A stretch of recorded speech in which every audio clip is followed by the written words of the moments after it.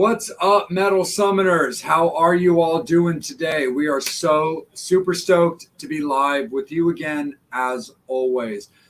We always got to reach out and show appreciation to you guys because this is your show, and we really appreciate you guys tuning in every week and rocking out with us. Of course, on behalf of the Metal Summit, we've got Angel Alamo, we will have Bobby Dreyer, and we will have the one and only Psycho Steve joining with us as well.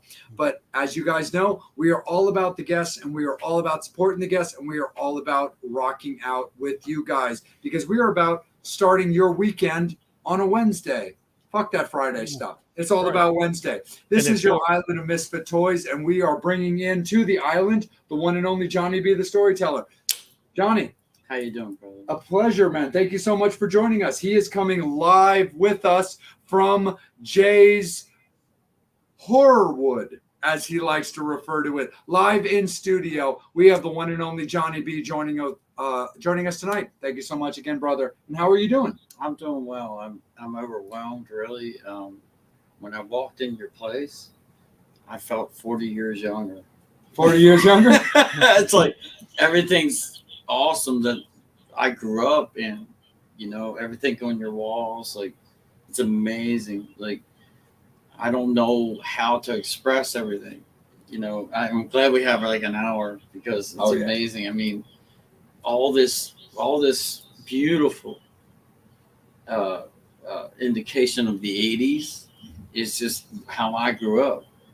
And it's like amazing that you have all this. It's so overwhelming. Oh, dude, it's absolutely my pleasure for sure. I mean, we're 80s babies. I know I can 80s babies. We're 80s babies, man. I know I can speak on behalf of Angel and Bobby and Steve. Angel and the centerfold. Absolutely, for sure. So we really appreciate you. You never know. Totally, dude. We really appreciate you taking your time out of your schedule to cruise on down to Maryland to do a very special episode in-house. So the funny thing is, we've been doing this episode of this show for 2.5 years. So with the exception of obviously doing things like the M3 Festival and stuff like that, where obviously we are going to be sitting with our guests, as far as the Metal Summit that the guests here are familiar with, we have never had a guest in studio, in-house for one of the hosts until you. Oh my goodness. That is true. First time. Very cool. So let's jump right into it. Why don't we jump right into just talking to the Metal Summoners exactly about you and who Johny B is. So why don't you talk a little bit just first and foremost about what's going on right now, and let's introduce the Metal Summoners to who exactly Johny B is. Well, I was born and raised in Baltimore, and I started playing guitar when I was 6 years old and singing. And my older brother had bands, at my home in a row home. And we grew up on the northeast side of Baltimore in row homes, And so I would sit on the steps and drool, watching my brother's bands practice. Like, I don't want to do that. I got to play guitar, man. I got to sing, kind of thing.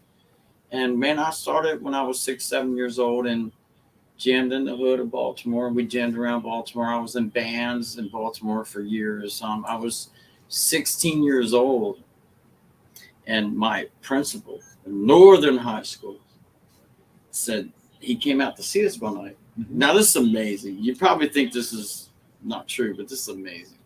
So he pulled me in his office. He goes, look, you already have your career.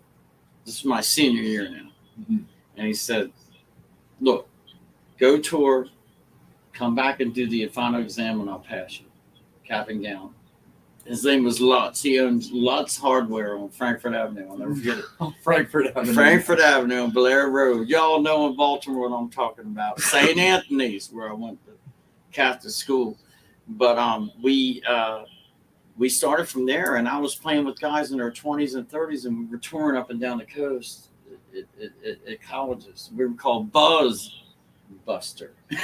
Nice. And it was crazy because it was the late 70s and disco really hit hard. Mm-hmm. So we tried to find stuff that could please the people, but also do some cool stuff.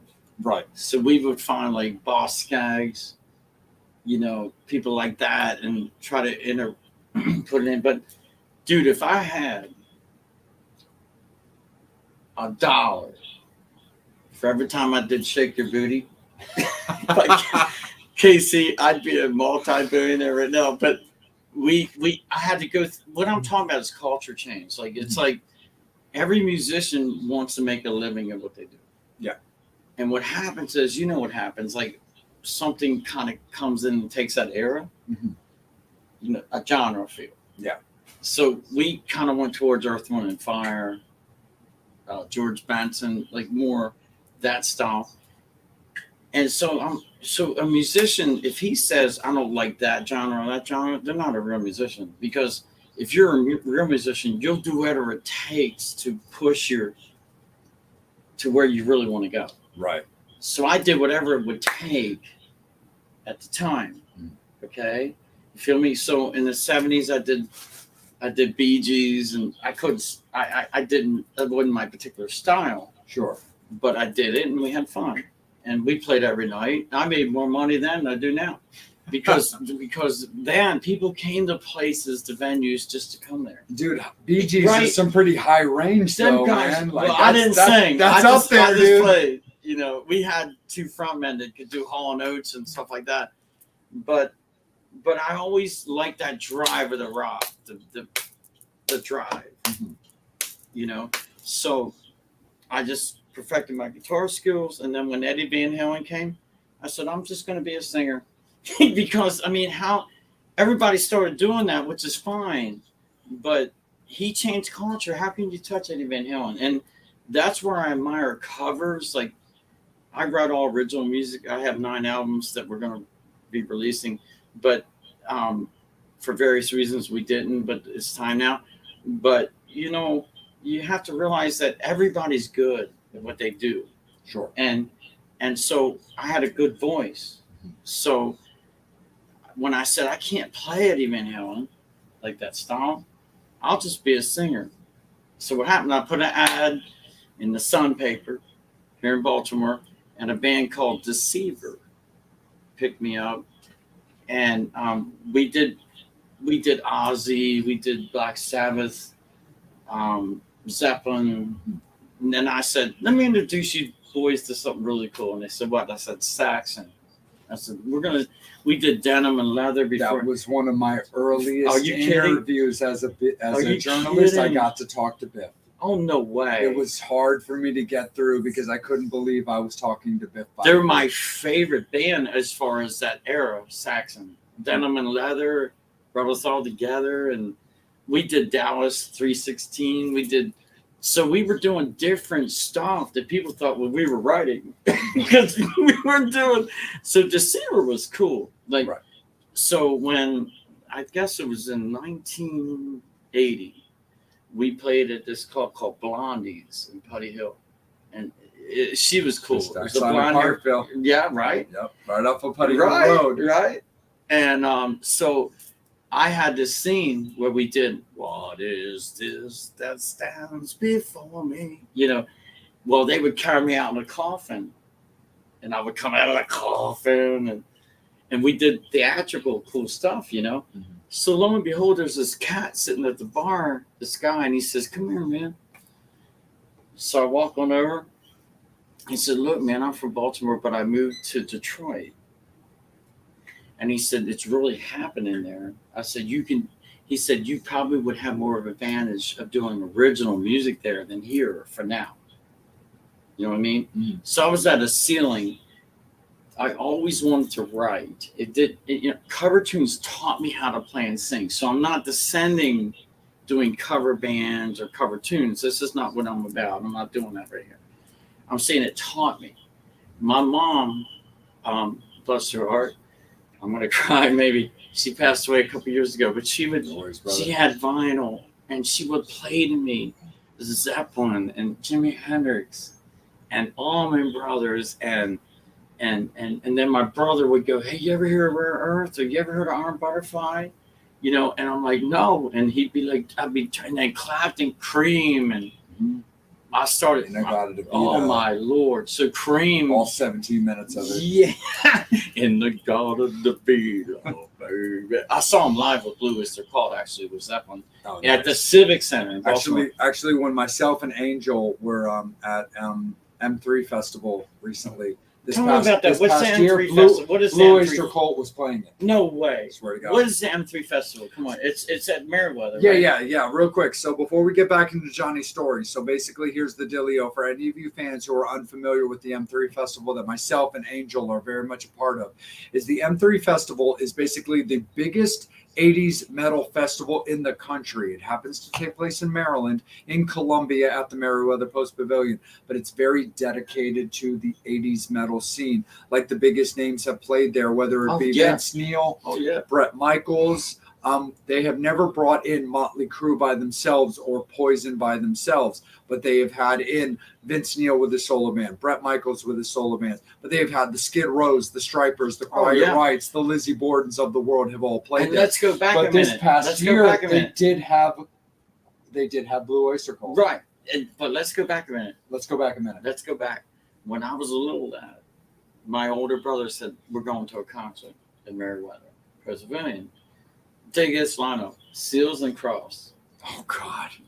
With Jackson Brown and George Benson. Like, it didn't matter. Oh, you're not metal. You can't play metal. It shouldn't matter. Right. People, I don't know how to explain this, and I don't want to be negative, but sure. But it didn't matter what genre you were. It mattered if it turned you on. Absolutely. So if it didn't turn you on, it didn't matter if it was what genre.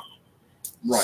So shows were not then put together for, like, you got to match the genre. Right. Like Frank Zappa said, Baltimore Boy. Yes. Remember? Okay, watch this. I'll do it in a little bit. He goes, well, he said, there was these big fat guys that were rich and wore suits, and they had all kinds of money. Right. They didn't care what they played. They were like, cool, let's give them a shot. Yeah. And they put all their money in. They never dictated to America. You feel where I'm going? Yes. Like, this is the program you're supposed to get into. They just allowed you to do what you wanted to do. Right. And so Frank Zappa goes, but then what happened was they got these young cats that would get the coffee and get the drugs and get whatever they needed and come back. He said now they became the executives that could put their foot up on the desk. And they started deciding that's music, that's not. Yeah. And I feel that's the problem in the USA. Like in Europe right now, or South America, where we're headed, the tour, everything goes. Right. Everything's open. It just seems like in USA, I'm so sad in my heart that people are trained that this is good. Are you feeling me, brothers? I am. Am I wrong? No, we are. No, you're right. No, you're Like, absolutely right. You feeling me? Like, what's training our brain? What's good and bad? My first producer was Phil Niccolo, and I hope he's watching. He's a Grammy Award producer called the Butcher Brothers. He done anybody from Amy Grant to Billy Joel to Bon Jovi. And he did my first, how many albums, Jimmy? Oh, dude, Angel loves himself some Bon Jovi. Okay, Phil Niccolo is best friends with his cousin, who manages him, whatever. He produced us, and he's a teacher at Temple University. You know what I mean? Yep. So he turned to me one day, and I said, Uncle Phil, look, I'm getting older. I've been out of it for a while since Seduce. I was the lead singer for Seduce. I was Johnny ROXX Rocks, and I faked a British accent, and I admitted it. I faked it. Hey, mate, to do that to get in the band.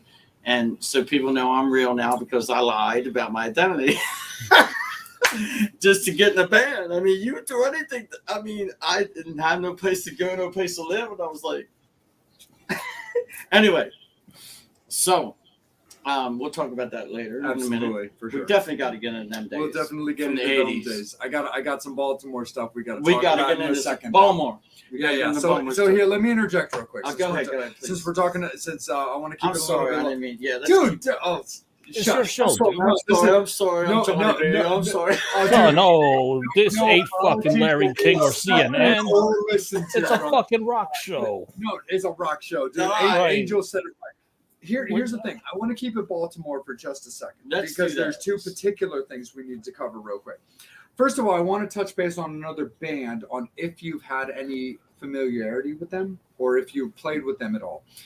If you're familiar with a Baltimore band called Tension, they've got a history here. They've had a documentary about them as well, but their main kind of check mark that people are familiar with them is they were Marty Friedman from Megadeth's original band. Okay. So based on that reaction, it's very possible that I kind of know what answer I'm going to get to this. But just in general, when you were playing with Deceiver, did you remember if you had any shows with Tension at all that you remember playing with? Please forgive me. No, you're good, man. But probably. Probably. That's okay. Because at that day and age of my life, I was messed up. No worries. So my memory cells, but I ran across a lot of people and I lost a lot of opportunities being, I was very introverted. Mm-hmm. Sure. So let's just bring up Styx. Sure. Remember Styx? Absolutely. Okay. So I worked at a vinyl record store at Frankfurt and Sinclair Lane in the late 70s called Record and Tape Collector. Record and Tape Traders. Well, that's what they turned into. Oh, it started as collectors? It was. Oh, I knew it as traders. Right, but they started out with the Barnett family. Okay. And a Record and Tape Collector. So I loved the vinyl scene. I could play vinyls all day. I could play what I wanted, and I could take every record I wanted. I got first dibs. I got imports. Yep. So it was really a cool experience to experience different bands that way. And but that's when I was 17 years old.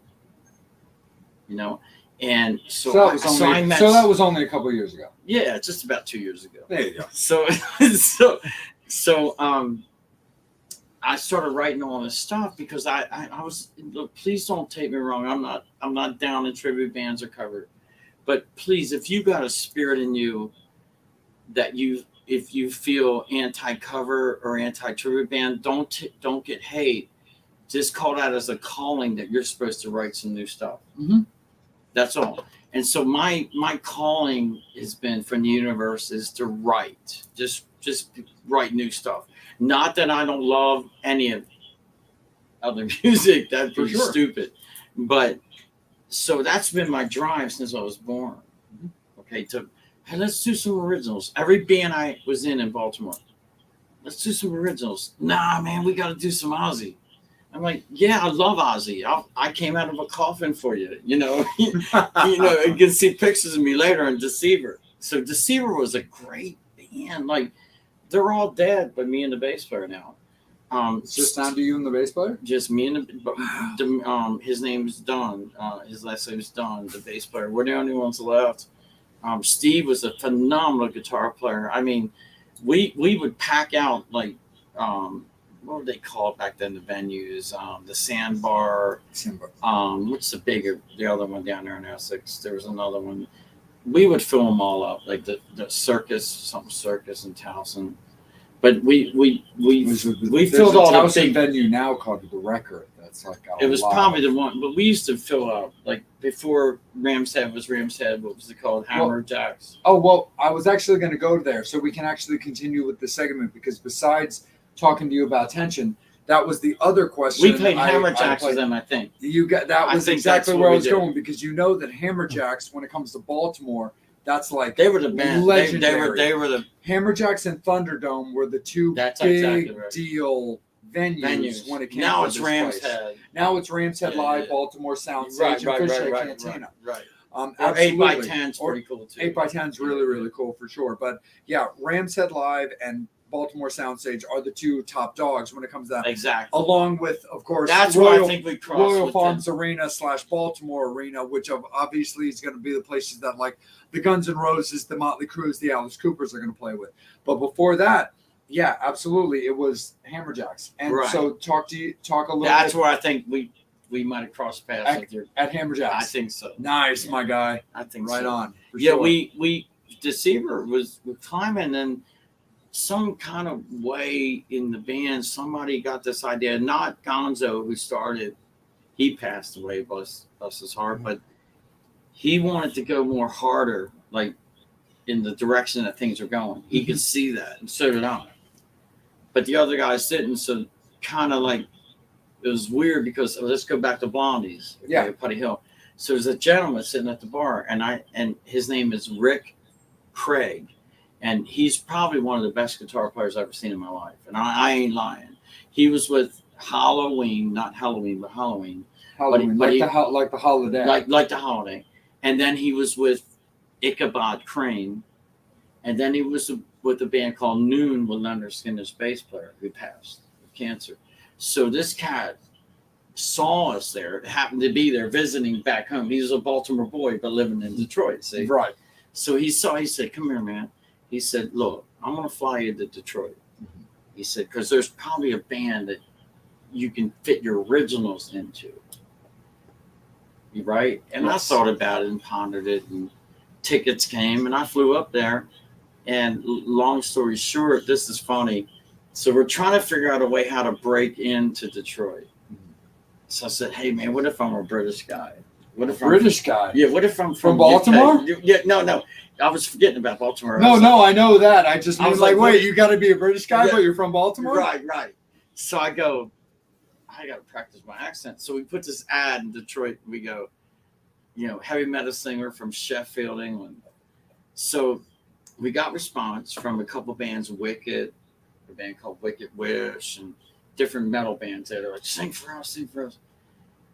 So I'm like, okay, cool, we'll check you out. So one night I go to Silverbird in Detroit, and there's Seduce. the band Seduce. Okay. You know Seduce. I know Seduce. From Decline of Western Civilization. Yeah. Part 2. All right. Absolutely. So they were doing all covers. They didn't have no original music. Really? And no, none. They were doing like Red Our Love and some Nugent, but in their cool way. Sure. Really cool way. I was drawn. I was like I got to get with these guys because. Okay. And they had Mark Fresnel was their first singer ever. Okay. Mark Fresnel, and you know what I did? Oh my! This is the time when you got to get some. Were you still Johny B at that time? Yeah, You were- I was just Johny B from Baltimore, And so I go, how can I get in this band? I've got to, because I'm sleeping on the couch with a man with a baby and his wife. It's very uncomfortable, smaller than this room right here. And I'm like, I left Baltimore. Don't take cheap shots at my apartment. Dude, I love you. I live here. No, if anybody came in here, nobody would take no cheap shots. Hell no. Horrorwood, baby. So it's awesome. So, hey, Shelly, if you're listening, Mackenzie, my daughter and wife, he's a Lizzie Borden guy. It's amazing. He's got Lizzie Borden's death certificate on his wall. But anyway, which we'll talk about later. He's got the coolest stuff signed and all the people he met. It's amazing. So that's cool. I met you, man, because you met some amazing people. That must mean I'm amazing somehow. You're amazing, Yes, bro. you are, dude. Thank you. So Absolutely. thank you, Brother Angel. So what happened was the flow I'm busting up here because I just posted something the other day and it said a boys' conversation had a train track straight. So my feminine side's coming out. Instead of girls' conversation, I was train tracks going everywhere. Anyway, so I was talking about Seduce. Right. So I walked up to them on their break and they were sitting in this little room in Silverbird. I mean, they were just, you could hardly fit. And I walked back there and said, "Hi." I said, "Listen to me, mates." Oh my God. I line up. British accent I and mean, everything. Mark Andrews, who's Mark Esposito, by the way. Mark Andrews is the pretty boy, awesome guy to play bass and sang, like when they didn't have no singers. Right. And David Black was a guitar player. And the original drummer was Mickey St. Clair. Not this guy Chuck. So it wasn't Chuck. No, the original drummer was Mickey St. Clair. Oh. And When you were there. when I was with him. And so so I went back to the dressing room and said, "Hey, I can sing better than that guy. I guarantee." And they go, "Okay, come by tomorrow at the house." I went by audition. Bam, Mark was out. I was in. Really? Yeah. So I had to walk around, Angel, faking a British accent for 2 years. Did you So I'm We like, got to get into this topic, though. This is a really good one. is that So- crazy?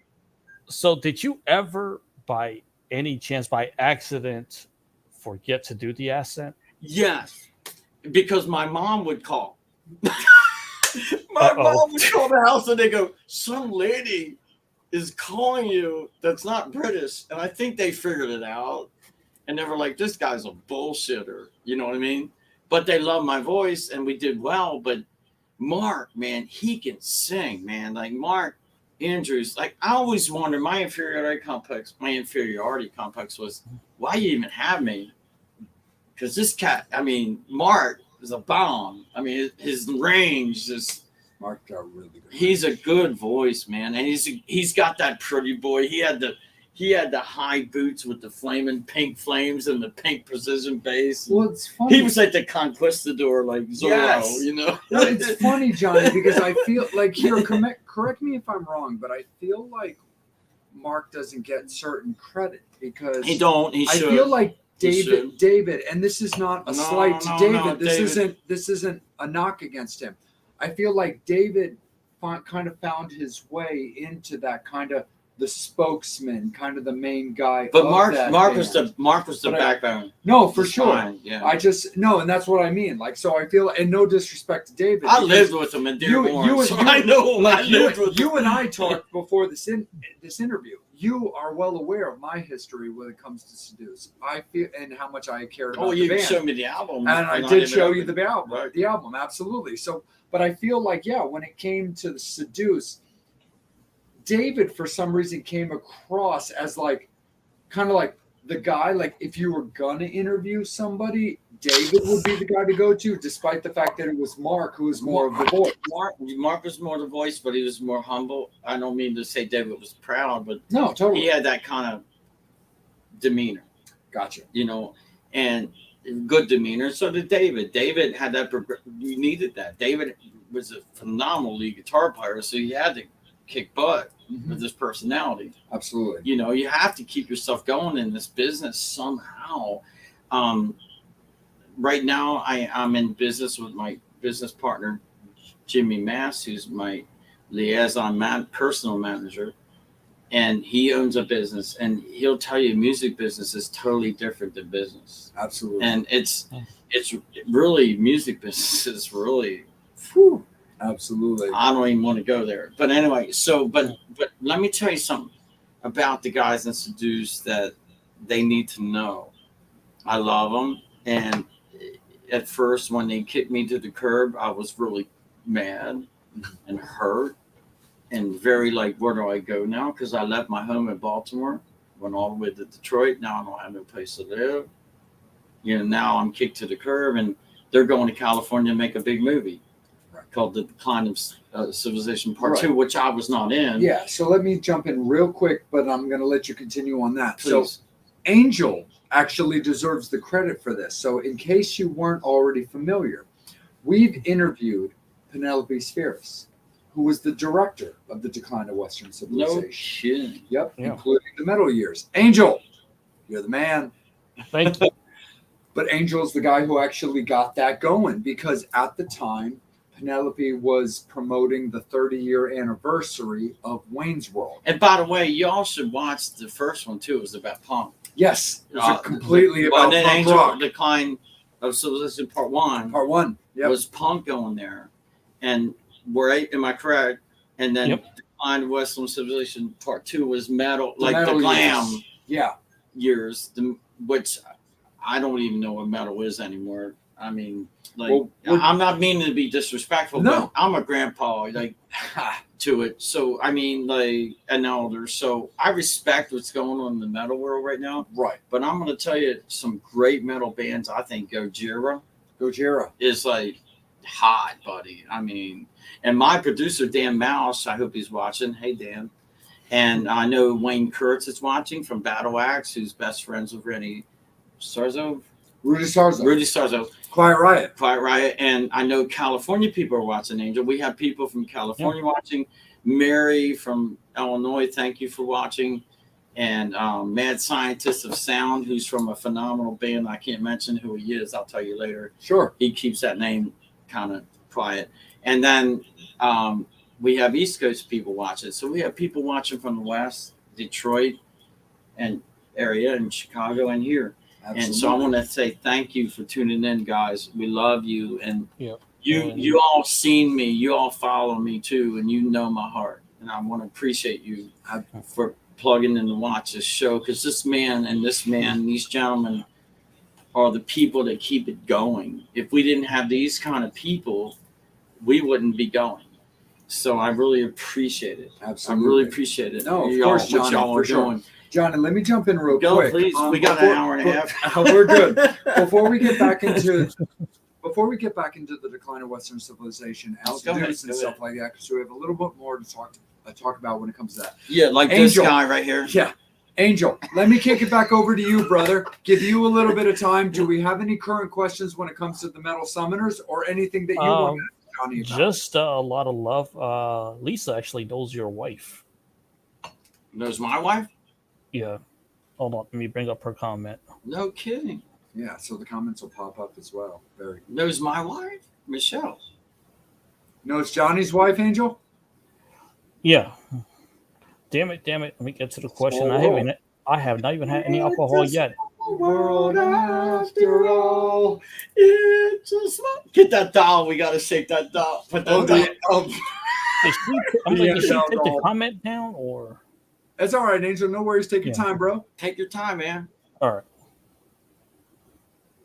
And we got Susan. She's watching from Toronto. Susan. She definitely tunes in. There it is. Michelle. Oh, she lived in Armstead Gardens then. Yeah. Lisa. So then you know Tracy more than Michelle. I think I knew you, Lisa, with Michelle's sister, Tracy. Is that true? My wife's name was Bailey. Armstead Gardens. Yeah. There you go. Yes. How you doing, Lisa? Live. I remember when you had your first baby, I think. No, really. She's now 20 something. Oh, that might not be her. That might be the baby. I might know your mama. No, I might. Look, Michelle and I went to school. No way. Yeah, she's a sweetheart. Oh, who? Tori? Tony, you mean? Her daughter, Tori. Oh, she's 22 now. Yeah. You know, oh my God, you're making me feel wrinkled. I remember Tori. You're never wrinkled. When she was a baby, Lisa. Awesome. Well, tell Tracy you saw me on here. You were best friends. Michelle? This is how we connect. Isn't that cool? Metal Summits for everyone. Michelle, you're watching this. Do you know this Lisa, Michelle? Respond, honey. Do you know this Lisa? You can respond on YouTube or Absolutely. Facebook. YouTube or Facebook. But Angel, anything from yourself at the moment, my friend? Yeah. What was the record, singer, or song that's just made you want to do what you're doing now? Oh my goodness, brother. Yes. Whether it's a song, a record. Yeah. I gotta say, Jimi Hendrix. All Along the Watchtowers. Just blew me away when I was a kid. Just Jimi Hendrix. There's several, Angel. Thank you for asking that. Eric Clapton. But I was at Zeppelin. I mean, you couldn't pull me away from Led Zeppelin. I mean, nice. Led Zeppelin to me, wow. I mean, the combination, just I could go on about Zeppelin. When I heard Robert Plant sing, I was like, I gotta sing like that, man. You know, and thank you, Angel, for that question. Well, Johnny, here, if you don't mind me interjecting as a part of Angel's question, why don't you talk a little bit about your necklace? You and I talked about that over dinner because it kind of ties in with what you just said to answer his question. okay, my son, this is cool about our generation coming up.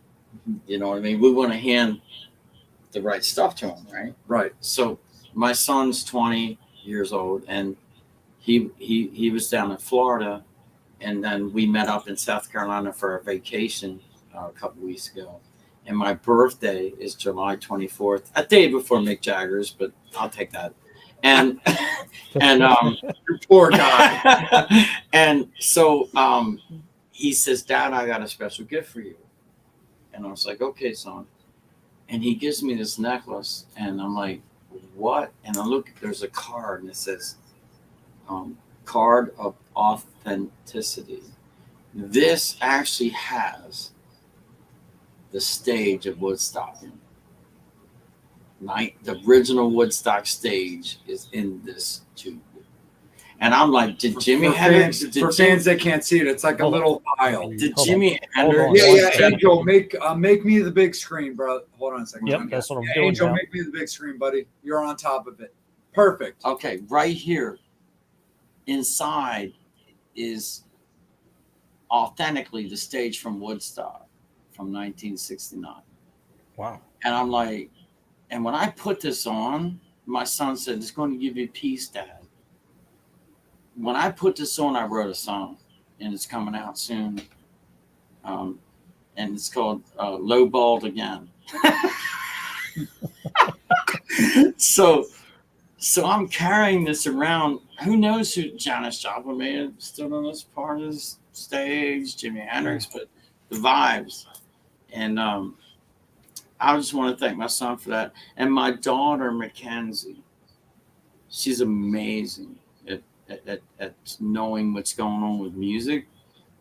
She actually educates me on like Harry Styles. Look, don't diss that. You gotta understand, these young people admire us. You feel me? Yeah. They admire us and just take what they have from us. Harry Styles, man, David Bowie was his hero. Love David. Come on, man, David, come on. Right there, brother. Right. So Harry Styles has that soul and that feel. That's what I'm saying. It don't matter if it's pop, rap, genre-wise. I just think we all should be open to cross over a little bit and understand and appreciate things that are actually, you know what I mean? Oh yeah. Not just one particular genre. Because if you would talk to Led Zeppelin, they would say, well, we got our influence from Halen Wolf. Yeah. You know, and so people get their influence from somewhere. And like Billie Eilish is amazing to me as a young lady in her Billie records. Eilish from the new school that was really popular. But we need to know that. We need to like support these young people. Right now, I got a phone call today from a young lady that I met at one of my son's plays that my son's getting into theater acting. Nice. And we started talking. She would like me to produce her. And that's what I had to do. I had these young cats come over our studio today, and they were jamming out on alternative, good, heavy rock. And so I said, Johnny, like, what do you think about it? I said, it's cool. I said, follow me on this. I taught them a simple 1-4-5 blues, which these guys, Motley Crue, like if you look, you point to everybody in this room, their influence is going to be the roots of blues. Oh yeah. No, I'm not. You think about it. No, but they absolutely. actually, like ZZ Top, you know, these cats, Motley Crue, took it to a heavier feel because we as people like that. Boom, boom, boom. Well, there's another one. This is Motley Crue and Kiss, and all of those guys have talked about the fact of the matter is like bands like the Ramones. Go ahead, come on, speak that. Yeah. Bands like the Ramones, bands like, the Blues. Like, you don't have bands like Motley Crue and Kiss without those bands. Exactly. So we build off of what we have, and we, that's how we grow to change culture in the music industry. Yep. Like Eddie Van Halen. Oh, God bless him. He changed guitar. Randy Rhoads. Like Randy Rhoads turned metal into classical. music. No, seriously, if you listen to all his riffs, like I've studied that because I'm a guitar player. So you have Mixolydian modes, Dorian modes, Fijian modes, they're called. And Randy just brilliantly took all these classical riffs, like Chopin and Mozart, and just went, and you're like, whoa, right? Yeah. So it's all connected, is what I'm trying to say. Like Motown, we have to look at roots, and that's what I feel is going to be a turnaround, a revolution. Yes. In music is for young folks to take. I'm not saying don't do what we did, because you got to progress, but take the roots, right, and start there, and then build like Harry Styles, like the 1975. I can't believe I'm talking this way, because like back when I was in my 20s, it was like metal, right. Dude, everything I think we're else. all the same way. I mean, look, I fucking hated New Kids on the Block, and I think I still do to this day. I know. I hated grunge music because they used to make fun of me. Oh, you like Poison? Well, I like grunge. I'm like, well, fuck you and fuck grunge. But now I can look back and listen to grunge music and like some of the stuff. Because Nirvana did something, man. I need my Alice in Chains. They were closer to a Look metal out. band than grunge. They Yes. were closer to a metal band than they were to a grunge band. But I think love Alice some in Chains, phenomenal. And who's that guy? Okay, We had Chris Cornell. There who he just is. lost. That's what I was thinking about. Oh, That's that exactly. that band. Chris Come Cornell. on now. Look, I mean, if it wasn't for Chris Cornell, Eddie Vedder would not be at the level that he is. Because Chris Pearl Cornell Jam. was like the big Yeah, brother yeah. to him that kind of like mentored him and kind of took him under his wing, which is a really cool thing to see when you got some of the guys that have been in it for a while. Because Soundgarden came out in '88. In the middle Right. of the hair metal. I think that's why we kind of appreciated Soundgarden, because they sink their teeth in traveling in a van.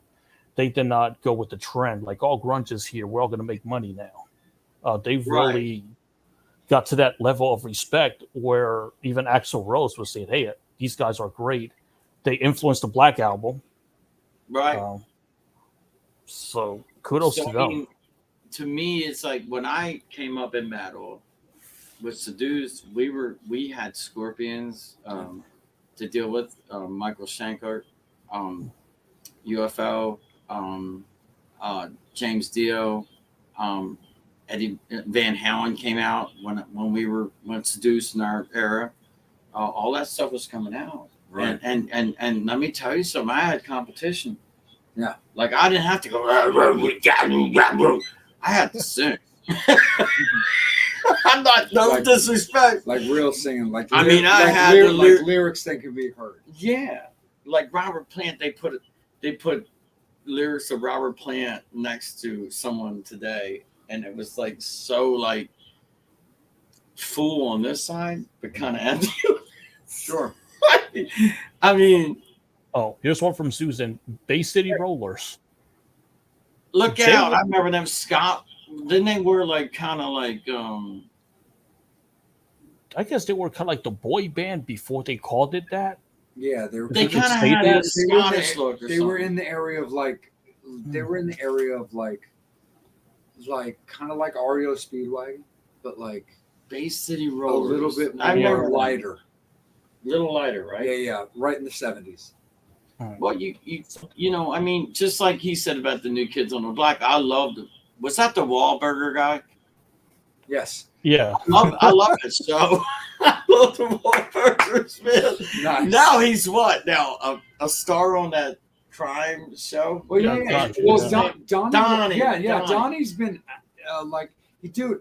Donnie, Again, yeah, I love him. I think Johnny. he's funny. You've been in my house. You know Oh, my my Lord. affinity for horror movies. No, I see. Donnie's been in horror movies. No 'cause way. He was in the Saw series. Get out. Swear to God. Hand to God. Donnie. He was? Which Donnie one? Wahlberger. Donnie Wahlberger. He Damn. I would have loved to have killed him in that movie. No, I'm just playing. I want a Wahlburger hamburger now, Angel. No, they have that show, the Wahlburgers. Yeah. So I watch it here and there. Like my life is like this. So I get up. That's a miracle. Yes, just to confirm, Right, Angel? they're from Scotland. What did Yes, you say? from Scotland. the City Rollers. Says yes from Scotland. I thought so. I remember their first album when it came in the record store. Actually, they had the plaids. Right. They wore the plaid, And- and they had the hair like the David Cassidy. They were like the David Cassidys. They did. Kinda, yeah. What's that? Of course, Marky Mark. And the you know. funky. And the Funky Bunch. Tell me about that list, Well, Sean. you know that's List Don- of the goat. that's Let's. Donnie's brother. Oh, Mark Wahlberg. Yeah, that played Rockstar. He's in the movie Rockstar, where he also had to do a Oh fake my British God. accent. Oh, off you go. Off Off you go. you go. Off you go. He had Oh, the I fake cried British in that accent movie. that Dude, movie my- as well. dude, I myself- cried in that movie. Listen, Myself and Johnny were talking about Rockstar over dinner. we were. And the thing of it is it reminded me of me getting seduced. It was hilarious. I mean, it's the show, it's so cool when people put out movies and you can relate to your life. Like I was watching Keanu Reeves. Keanu Reeves. He's actually playing bass on his new movie, The John Wick. John Wick movies? 4. John Wick 4. He's playing bass, man. Nice. And I'm like, let me find you, brother. I'll hook up with you. I'll do some guitar with you, my man. Because Hell he's yeah. a cool dude. Like he goes to New York and he actually randomly gives people stuff. I've heard that. Did you hear that? I have. His heart There's is a- like, He's an amazing human, Isn't like, he? Literally, Isn't like he? you and I were like talking. Sean. You and I were earlier. We're talking about Alex Winter. You know Bill from Bill and Ted. yeah. But Oh man- yes. But man, Ted from Bill and Ted, Keanu Reeves. Tell me, yes. He's such an amazing human. being. He's the Amazing. internet boyfriend. What's that? He's the internet boyfriend. That's what they Internet call him, boyfriend. the internet boyfriend. He's such a good human. He really is. And then my man Johnny Depp, Yeah. like those people that said like they see me on stage, they said I kind of remind this look now of him in a little bit. Captain Jack. Yeah, like the pirate look. Like, "Arr, A lady." little So- bit. I can see So that. let me. I'm just saying, but when they see, because I have these boots that I wear, I'm not stage dressed right now, but I wear these boots up to here with skulls and bones on them. That's what I got to get on my cowboy boots. I like the Do you pirate mind- thing, don't you, Angel? Arr. Do you mind showing it? The skulls on the cowboy boots. Sorry, Angel. Say that again, buddy. You cut out a little bit. Oh, do you mind showing the skulls on the cowboy boots? He doesn't have. I them don't have on. one on right now, but I got these Oh. skulls on my Vans. No. Here, let me take it off. Good. Oh, So- here's the skull part. Yeah, go ahead, brother. So Angel, Johnny, let Yes, me sir. interject real quick because All right, we have please. one other thing we We have to need to, talk about please. real quick before we really get into Johnny B, because we really have to talk about Johnny B. And, But we do have to talk a little bit about Seduce, just to kind of put a bow on it Yes. and to make sure that everything's cool there. Absolutely. So, ask everybody. absolutely. So, like I said, Angel, who of course we really appreciate because he literally did all the legwork. We interviewed Penelope Spheres from The Decline of Western Civilization. You were in Seduce. You were not in Seduce at the time that The Decline of Western Civilization came out. Exactly. And guys like David Black and the band were interviewed in that. Right. Were you aware that that had happened at the time? Did you know about the decline of Western civilization, or did you find about that? Did you find out about that kind of later? What I can say is this: we played a club called Tracks in Detroit, and it was an open forum where all record people came, and it was really cool because one table would have MGM on it, MC, whatever A, and Columbia, and blah blah blah. And they would come and they would watch you there at Tracks, and you would be so that was Seduce's time in front of labels. Gotcha. So I remember being in the back of the dressing room, and the Romantics came back, Nice. and we were talking. They said, "Johnny, cool voice, blah blah blah. You guys are really going to do it. We're glad you're from Detroit, blah blah blah." And then some guy walked in. It was kind of shady feeling. It was kind of like whisper, And I was like, And my instinct were like, something ain't right here, but I never said anything. So I I was from Baltimore, 20, maybe 1 years old, left everything, sold my van, guitar, amp to go to Detroit to try to be the best I could be, sold out on everything and everybody to go to Detroit to be, I'm not saying Seduce did that, but to find, I didn't know it would be Seduce. Right. You know what I mean? So I felt that was my destiny, and I did it on my own. But when you get kicked to the curb and you had no place to live, and they just split to California, it's kind of like you get hurt, you know? Right. And so I held a grudge against them for a while. But then I realized. So you did find out. That Yes, they were I on did. that Oh, show, yes, I did. And you took it kind of personally. Oh, yeah, man. Because kind of like this. Like, I'm not going to say that they're successful because of me, because they're very great. They're great musicians. Mark and David, I admired actually. Like, David's probably one of the greatest shredders if you've ever seen him live. I mean, Sure. For 3-piece, I mean, bass, drums, and guitar, David, my Lord, I admire him as a guitar. And Mark, as a singer and a player, it's nothing to do with that. It's just that it's journeys. It's like you got to realize, like, maybe you cross somebody's path just for a minute. You mean like personal journeys? Yeah, it's like a personal journey, and maybe you cross that for a minute, and you think it's supposed to be forever. Yeah. And that's what it hurt was. It wasn't from them personally. They had their journey, I had mine, and somehow it didn't match. But I think there was a metal magazine from England that sent me a message many years later. Like, I mean, that was 81. There was a post today on Facebook from Roosevelt, who owned Blondies on 7 Mile. And he actually owns Harpo's now. He owns Harpo's Yeah, now? he does. And he actually knows I'm on the show. Hey, Roosevelt. And so he mentioned somehow, somebody said, I didn't know Seduce had a singer in 81, because he actually posted handwritten that we're written on the roster playing there. Seduce, 3 nights. Nice. 1981. And he posted that today, knowing I'm going to be on here with y'all. Nice. So I was like, Jimmy, look at this. Check this out. Roosevelt remembered us. And somebody commented on Facebook, like, I didn't know Seduce had a singer. I thought they had Angelo. Well, he was way after me, and he died. Oh, really? Yeah, see, the first guy was Mark Fresno. And then was me, Johnny Rocks. As singers. Singers. Not as guitar players. No, or bass I players was just a singer. Singers. Because I was trying to make a living. And like I said, Eddie Van Halen toured Melbourne up. Like, I was like, I had to rearrange myself. I was like from Hendrix now to Eddie Van Halen, you know. So I'm like, I can sing and I can go, yeah! We always started out our show with Seduce. Ladies and gentlemen, Seduce. And I go, yeah!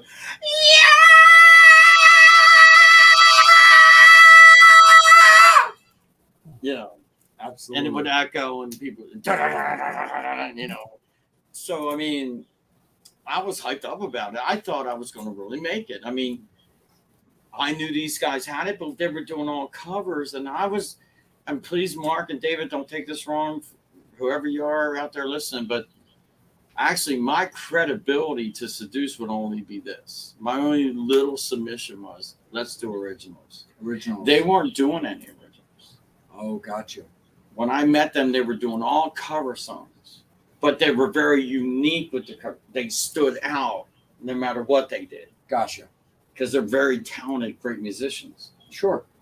So I was like, let's write our own stuff. So I started writing lyrics, and I wrote some songs, and some things David said went over like a lead balloon, but I didn't think so. But he would use that statement, I went over like a lead balloon. And I'm like, are you Richie Blackmore? Do you hate singers or something? And so Mark was always the cool, real easy, cool going guy. And David was more like, fuck that, you know, kind of guy. He ain't like that no more, because I saw him 3 years ago. We hugged. I went up to Token Lounge on purpose. I had pneumonia even, just to see them again, to show them that I was cool. Yeah. After 30 some years, 40 years, that I'm like that in life. I don't want ever to be bad feelings between no one. Mm-hmm. So I'm not saying this to diss anyone because I love Mark and David. I don't know Chuck much, the new drummer, because he kind of came in and after Mickey Sinclair. Like it was me, it was Mark Fresno, Mickey Sinclair. They were called Sparks before Seduce. Sparks. And they had a female singer. Female singer, okay. Right. And so then I Which don't know. actually at that time, that's a little unique actually. Right. For then. Yeah, for them. For them and not for them. them as in Seduce. Right, I right. mean, But for then, at for the era. back then. And she was really good. And but so I don't even know that history because Sure. I didn't even come into them.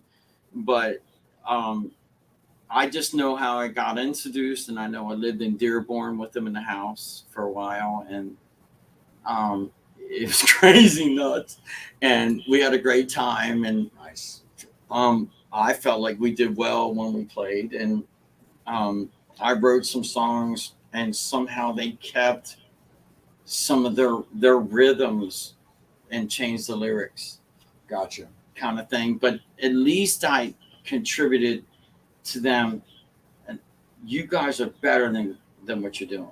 I was gonna say. You feel what I mean? It's Yeah. nothing to do personally. No, I was gonna say. Is that okay Is to it? say? It's great to say. No, Yeah. is it? And honestly, here's the thing: is it safe to say that based on your experience when you were with them as their singer, that you contributed to them turning that corner to doing originals? They were already going to go that way anyways. I'm probably because if they wouldn't have, it would have been You a kind of waste. have to. Because they were that talented. Sure.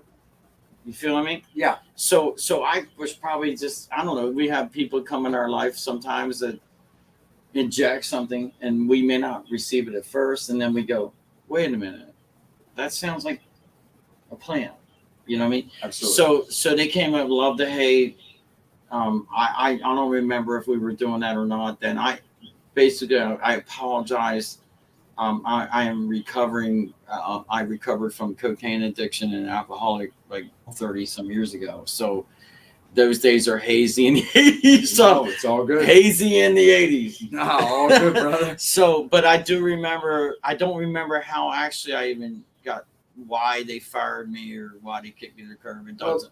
It doesn't matter anymore. True, but it really doesn't. Johnny, let me interject right quick because this was actually the closing part of the segment that I was going to Let's do just do because that, I yeah. do want to turn it into Johnny B. Thank you. Because I that's what's appreciate important. I appreciate it. But with our audience, and I know that Angel Oh, would yeah, attest it's to this, it they're is interested important. in this. It's Yes, important yes. for me to ask this question. Go ahead. Are you willing to talk a little bit about your dismissal from Seduce? So before you get into that, what I mean is, like I said, Angel would attest to this.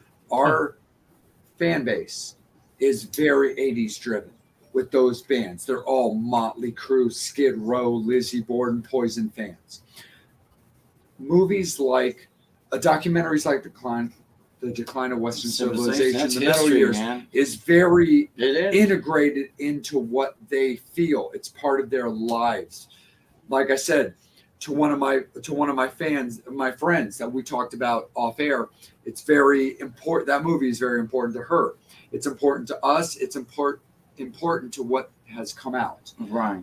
Would you be willing to just simply talk about, as you see fit, a little bit about your dismissal, whether it was about what you felt, any disagreements, maybe the band was trying to go a different direction? From what you're willing to talk about, would you be willing to talk a little bit about, if for a moment, what you see when it came to your dismissal from Seduce? Yeah. I don't mind. I can tell you how I felt then, Sure. but I don't feel that way now. That's Is all that right. cool? Of course. We'll visit it. No, absolutely. It's completely I'll be about how honest- you see fit. I'll be honest with you. I was really hurt. You really hurt? Very. I left my hometown. I had a girlfriend with a baby, and I was going to fly them up and marry her and raise the baby right. And when they kicked me to the curb, that just, Just so wasn't feasible? it really kind of, and it's not their fault, but it really messed me up. Because I was building towards, I really wanted to be with them. Yeah. I really felt a future with them. Okay. And it really threw me for a loop that they would even, it actually Okay, let me put it this way. Sure. There was a British, I think I talked about this a little while ago. I can't remember the British magazine. I can look it up. But they emailed me from England, UK, and they said, what happened to Johnny Rocks? And they said, we think it was a terrible mistake that they got rid of a sexy frontman. Because at that time, sexy frontmen were coming in.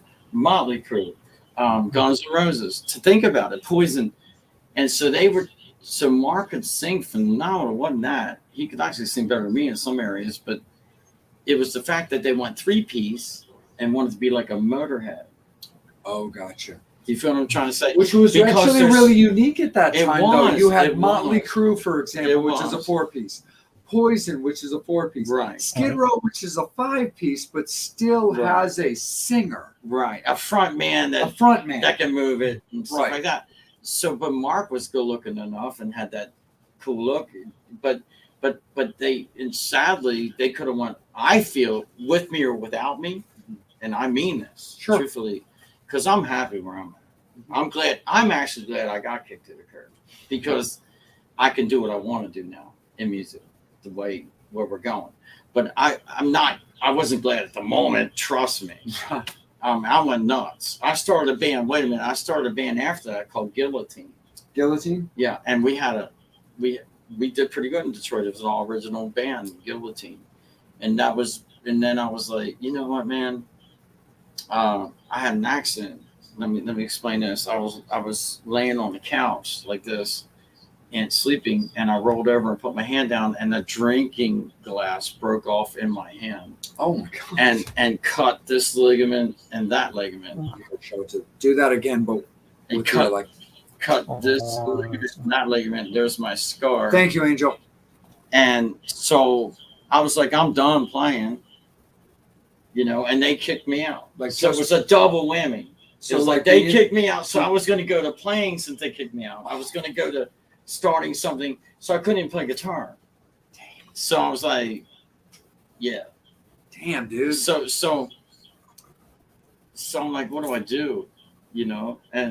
But I started to say, well, you know what? Here's what I'll do. I'm going to motivate other people. They can do it. So for about 25 years, I did motivational speaking. And this was after Seduce, but because of your injury? Yeah. So the universe kind of guided me to do something else, and so now I look at it as like, thank you, Seduce. Nice. No, I don't mean that sarcastic. I'm like, thank you, even though you didn't know what you were doing. Sure. But thank you, because now I can be me, because I was being a British guy that wasn't me, to try to impress people how cool I was, when I didn't have to, because I had superior and inferiority complex because I grew up with a bad childhood. Sure. So I was always looking for, what is the word, Jimmy? Validation. For sure. See what I mean? So Absolutely. what kept me off the streets of Baltimore, I got scars here from growing up in Baltimore. I grew up right in Baltimore. Right. I'm talking right in Baltimore. So you know this place. So I had to survive. Mm-hmm. Every day was survival. You walk down the street, there'd be a gang. Either they let you by or they beat the shit out of you. Right. And so I grabbed the guitar and I stayed in my house.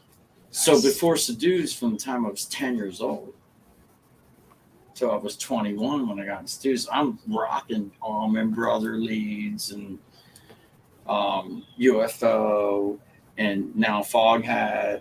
And now I'm into Zeppelin, and I'm going down, doing all his leads and everything to messed up him.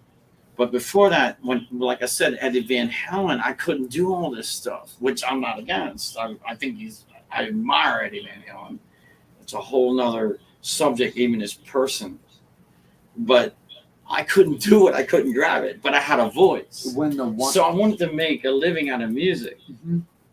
Get it? So Rick Craig said Detroit's a good option. I could have went to Philly, could have went to New York or LA, but at that time, Detroit, a lot of record people were flying from New York back to LA, and their stop was Detroit. Sure. So they would end up in the venues. You feel me? Oh yeah. Plus, because of Motown. Absolutely. So you know, at the time when it happened to me, I was shocked because I mean, it was like, it wasn't like, Johnny, we love you, leave the band. It wasn't pleasant. No, I definitely When they fired me because we were cocky 20-some-year-old egotistical punks, all Sure. of us. Well, here's the thing. Let me ask you one more question on the Seduce angle before we turn it into building up to And what by you're the way, doing I now. was Johnny Rocks. John and Rocks. Here's the thing. I just kind of want your opinion on this because, again, when this came out to the mainstream public, you were not in the band. No, But I'm curious on your opinion of it.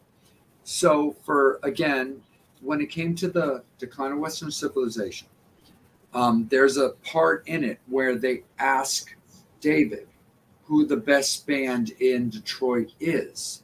And he, without hesitation, he's like, us. Mm-hmm. What's your take on that? Was Seduce the band of Detroit? Yep.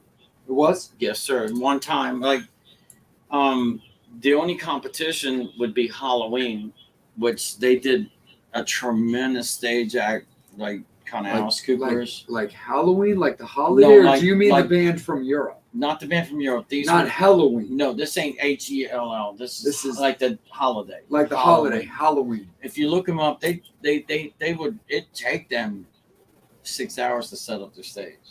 They had graves and it was awesome. Very theatrical. Rick Craig was the guitar player who played with Ichabod Crane. Look them up. That singer. Woo! Ichabod Crane and Noon, Skinner bass player. Rick Craig's the one who saw us in Blondies in Baltimore and Nice. flew me to Detroit. And so he didn't get me actually Seduce, but he introduced me to all the bands there that I could choose from. And Seduce, I chose them because they were the best. Like I went around to every band, and at that time Seduce was kicking butt. Like they had the high hair before anybody, before Motley. I don't mean anything against him, but like Mark was a genius. He is a genius. Mark Andrews? Yeah, his real name's Esposito, but he was. Sorry, Mark. He don't care no more. You know, he's in Nashville enjoying his life. He lives next door to some really cool people, but his wife owns a big venue. And he's doing good, Mark. But we chatted, me and Mark. Nice. Jesse, how old is Johnny? You don't need to know that. Anyway, so I don't look that old, do I? Because of good food, exercise, and good living. But anyway, yes, I am old enough to be that age. Yes, I'll answer that. We'll get there. We'll get there. So, where was I at? No, we were talking you asked about was that. Seduce really Right. the band of Detroit. Right, they weren't. I'm serious. Like, if I were a guy that never sang with them or never had any interaction with them, I would say they're bad to the bone, man. Like, there were great bands. There was Ezra. They like did a lot of shows with Whitesnake. I sang with them. Nice. Like when I left Seduce, I sang with Ezra for a while. It is Ezra. And they did a lot of shows with big people and so there were great bands. Like one band stands out called and Mark, if he's watching this, Mark Andrews, called Muggsy. This singer Tom was amazing. But Seduce had a combination of chemistry that was awesome that nobody else had at that time. And this is where I admired Seduce because they were so different. Mm-hmm. And Mark was smart. He had I remember he showed me, Johnny, did you ever hear the New York Dolls? And I was like, no. And he goes, check this out. So we listened to the album and their hair was all up. Real quick, the first time I ever saw the Motley Crue was with Poison and the New York No Dolls. way. It's a glam metal fucking wet dream. And this was 2011, right? Huh? 2011. Yeah, you got it, Angel. Outlaw Jam. I saw that tour. So New York, so the Dolls influenced Mark to do her hair. Okay. So we were the first band in Detroit. I don't know about anywhere else, but to do our hair like that. Revolver. Pull it off my wall. Those two concerts. Yeah, those right guys. there. No, right next to it. This one? No, the silver frame. That's the one. Yeah, dude. We Right I don't here, have no fans. hair left because of it. But Motley Crue, Poison, and the New York Dolls. look at that. And the New York Dolls actually started, and they're like opening. You know what I mean? Yeah, they were. They were the first band on, followed by Poison, followed by the New York Dolls. Yep. Oh, the industry. So Mark got the idea. Let me tell you a funny story that's about that. Yeah. So we go to Windsor. Oh, we're a storytelling show. Are you ready? Yes, we are. Yep, so we're so ready. we Hey, Angel, you're next, by the way. So get ready. So we have a gig in Windsor, Canada, right? So it's right over the bridge from Detroit, and so we're like, okay, man, you know they're gonna pull us over. Yeah. Because I mean, we're guys in 1981 with hair up to here, all black. 81. Come on, folks. You got to think it's not 2022. Right. I mean, we look like this guy does in society right now. This guy, he's a delicate little flower. He is. He's a sweetheart. So we're like, we're prepared. So we tell our light man Sam, we had a whole crew. We had truck lights, everything. And so we go, all right, give us a car that's clean, that there's nothing in it, because we know they're going to pull us over at the border. Right. All right, so here we are. I remember my hair was hitting the ceiling of the car, and I'm like, there's four of us. Me and Mickey's in the back, and there's Mark driving with David and Black in the front, and they'll laugh. They'll remember the story. And so we get to the border, and they go, pull them over. They get the dogs out. They're sniffing everything. Before we know it, I'm in handcuffs, naked. We're in. I wasn't even prepared for that part. They make you Me strip. neither. You know. Do they really? Oh, border stuff. International. They don't play. Okay. So the dog smelled something. And we're like, who messed up? Is this the Rockstar taste messed up? test? It's like, who messed up, right? And we're like, oh man. So I'm handcuffed with Mickey Sinclair, naked in Canada, like at the border, and they found a substance in the glove compartment, right? And oh yeah, I bet if Mark's watching this, and David, they know, and Mickey, I don't even know what happened to him really. So we're anymore. I am lost touch with Mickey, but we're handcuffed, and they come back out and they go, okay, you're free to go. And we said, what in the world? And they said it was crushed bear aspirin. It was the light man's mother's car. Oh, and she had crushed bear aspirin. It somehow got old in a bag, and they thought it was cocaine. The dog smelt it. Oh God. And so that was our experience. So it was just an over-the-counter drug that just got old. Yes. That's and so they let us go. Whew. That was scary. That's wacky, dude, for sure. So I can tell you many stories. Many. We might have to set you up for a follow-up episode. Woo. I think we might have to make that a thing. Yeah. But Angel, let's kick it back over to you, my guy. How are you doing? How are the Metal Summoners? Well, some Brian's just having some fun with it. Handcuffed and naked in Canada, the Johny B story. That's the truth. Hey man, you talk about like trying to be super cool, metal hard in that situation. It's like you're bare naked now, so you're like, hey, I hope it's over 5 inches, because everybody's like, oh, Hope it's not cold out. oh my Is there God. any- But it was fun. I'll be honest with you, I had a blast with the dudes, and there's no negative bone in my body Awesome. whatsoever about them guys. Matter of fact, I communicated with Mark.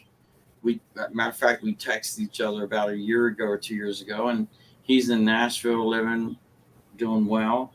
And David's real kind of seclusive guy. Okay. So I don't know what he's doing, but I know we're cool because I went back to make sure, like 3 years ago. Was it about 3 years ago, Jimmy? We've got to remember that we lost like 2 years of our lives. Yeah, man. So like, what was that, like 3? Yeah. So I went up there, and went to their reunion. I'll be right back, Johnny. Go ahead and roll with it. Went to their reunion at the Toga Lounge, and we hugged each other and we talked, and everything is cool. So I remember them days. They were probably the coolest, funnest days. Angel, people were more open, you know, and things were awesome. And I'm glad and happy that Seduce gave me a chance, you know, to even sing with them. You know what I mean? Yeah. And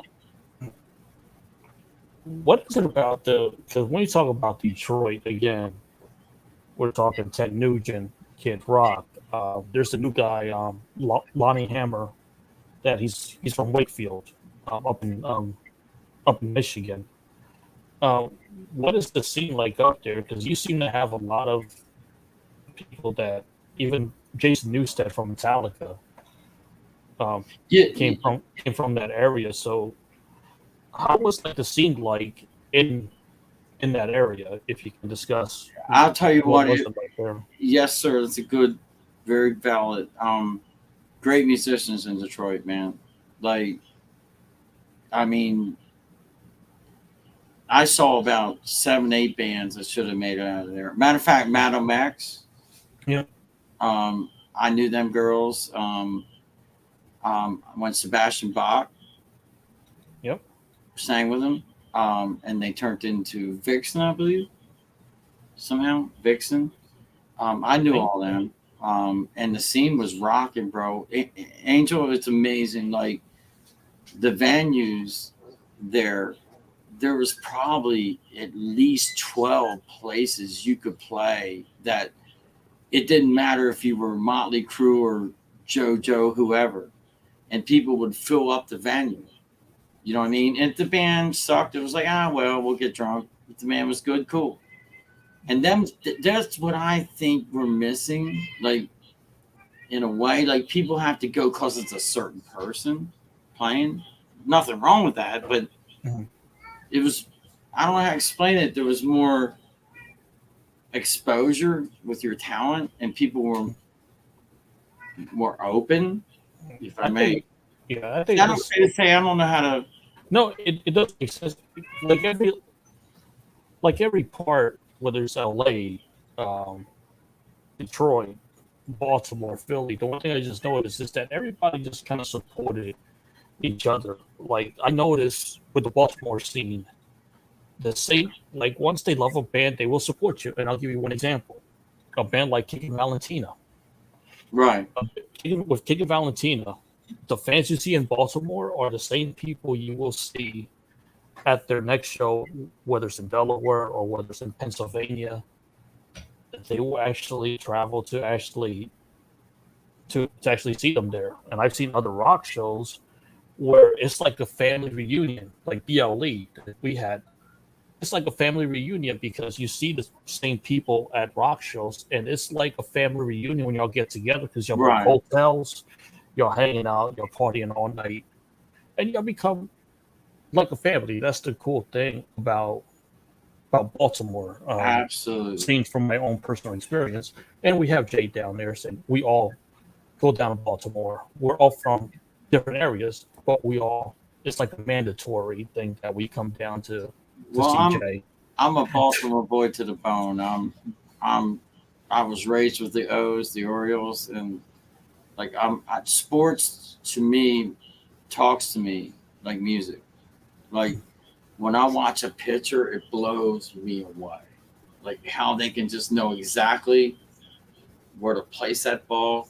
And to be honest, I play guitar, write songs all day, and watch baseball on my breaks. And movies. I'm a movie buff. I love movies. And matter of fact, let's get to Johny B, the storyteller. We're getting ready to license our songs to some movies. We have a beautiful, wonderful. There you go. And this is what we're doing now, and we're Hold more.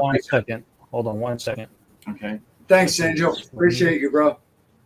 This is what we're doing now. We're more like a hard rock, swampy blues. I had to pick up slide because of my hand. So I'm more of a slide player. And we're going to give away some T-shirts and stickers if anybody's interested tonight. And if you keep on and start asking questions, we know you're interested. So Yep, we know Brian is. He's gonna. What's Good Beatles question. or Elvis? What's that? Beatles, the Beatles or I think Elvis? he's asking you, which do you prefer, the Beatles or Elvis? Neither. Really? No, I'm a Stones fan. Stones guy. I'm a Stones guy. Oh man, Elvis. which is funny because I we kinda typically feel- I get feel- the Beatles or the Stones, I- but this one was Beatles or Elvis. So okay, Stones. I feel sorry for Elvis feel sorry for Elvis in a way, like they did Justin Bieber. Like, but I just feel sorry how they form people into something they're not, and then they die. You know, Okay. you feel what I mean? And Yeah. and the Beatles, Paul McCartney, bam. I am a Paul McCartney nut fan, ecstatic. But like my mother-in-law told me, who just passed away a year ago, she saw the Beatles. She said you couldn't even hear them. Matter of fact, our producer Phil Niccolo, he has original tracks as my guitar gently weeps. And Phil Niccolo, look him up. This cat, they were called the Butcher Brothers. They won Grammys with Miss Lauryn Hill to Bon Jovi, whatever. And he was my mentor and getting back into this. And he said, Johnny, look at this. Somebody just sent me the original track from the Beatles.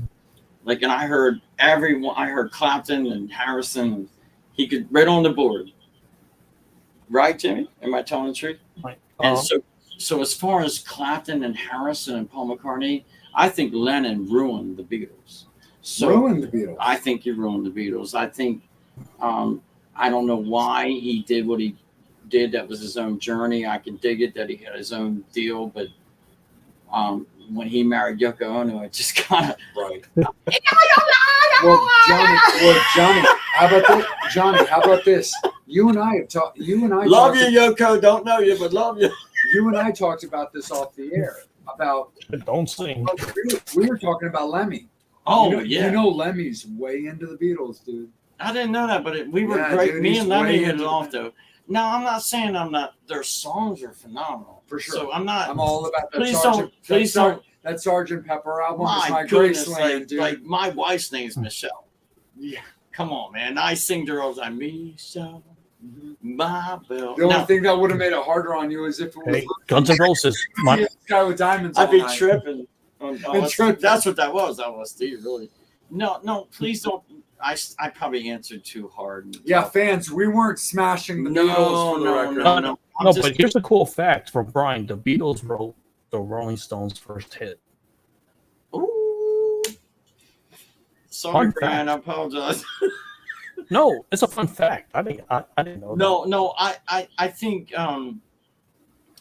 Elvis. Let me retract.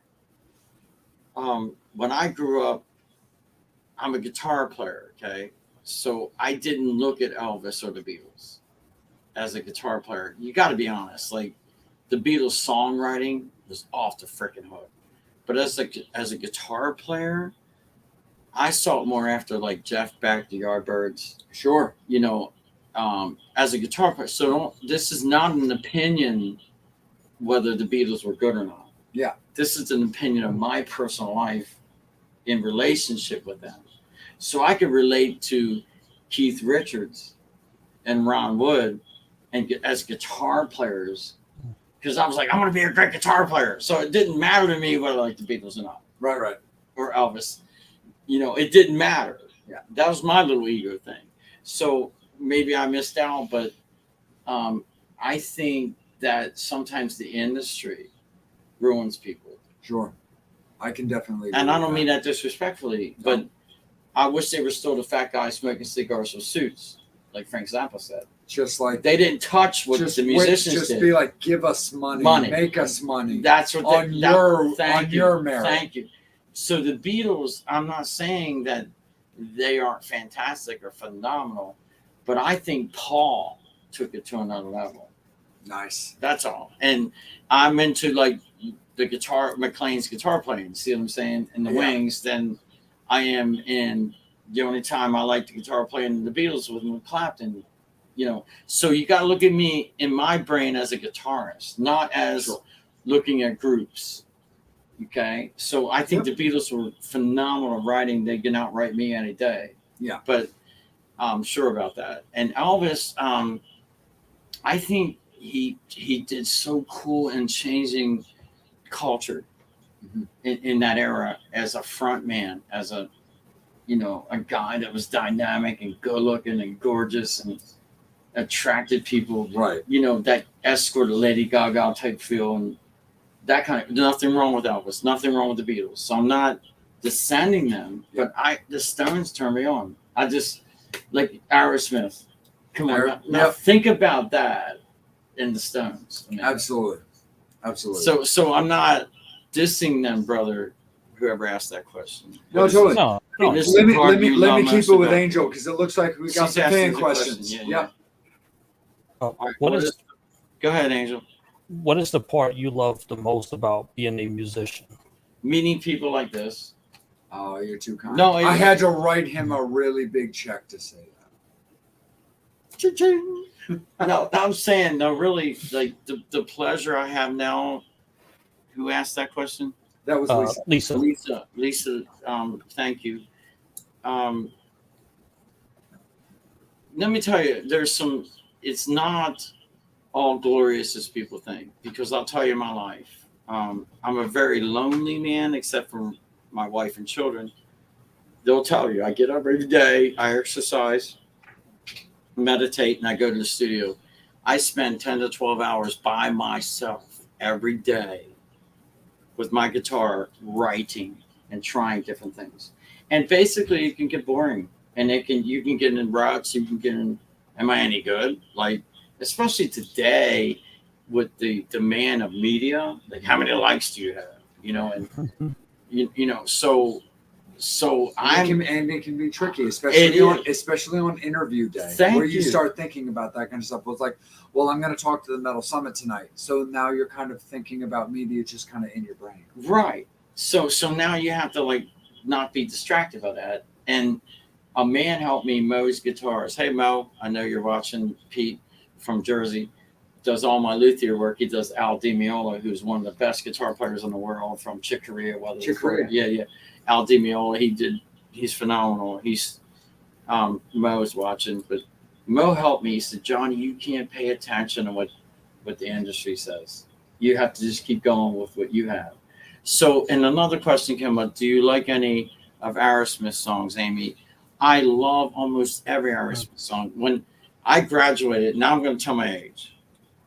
Maybe 26. Thank you. When I was graduating, Aerosmith's first album came out.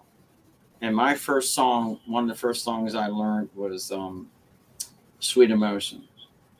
And do I love it? Man, I think I'm not a reader, Amy, at all, but I have the book that our boy wrote from Aerosmith, the singer, book to Steven Tyler, and I have his book. So I love Aerosmith. I love every song they've done.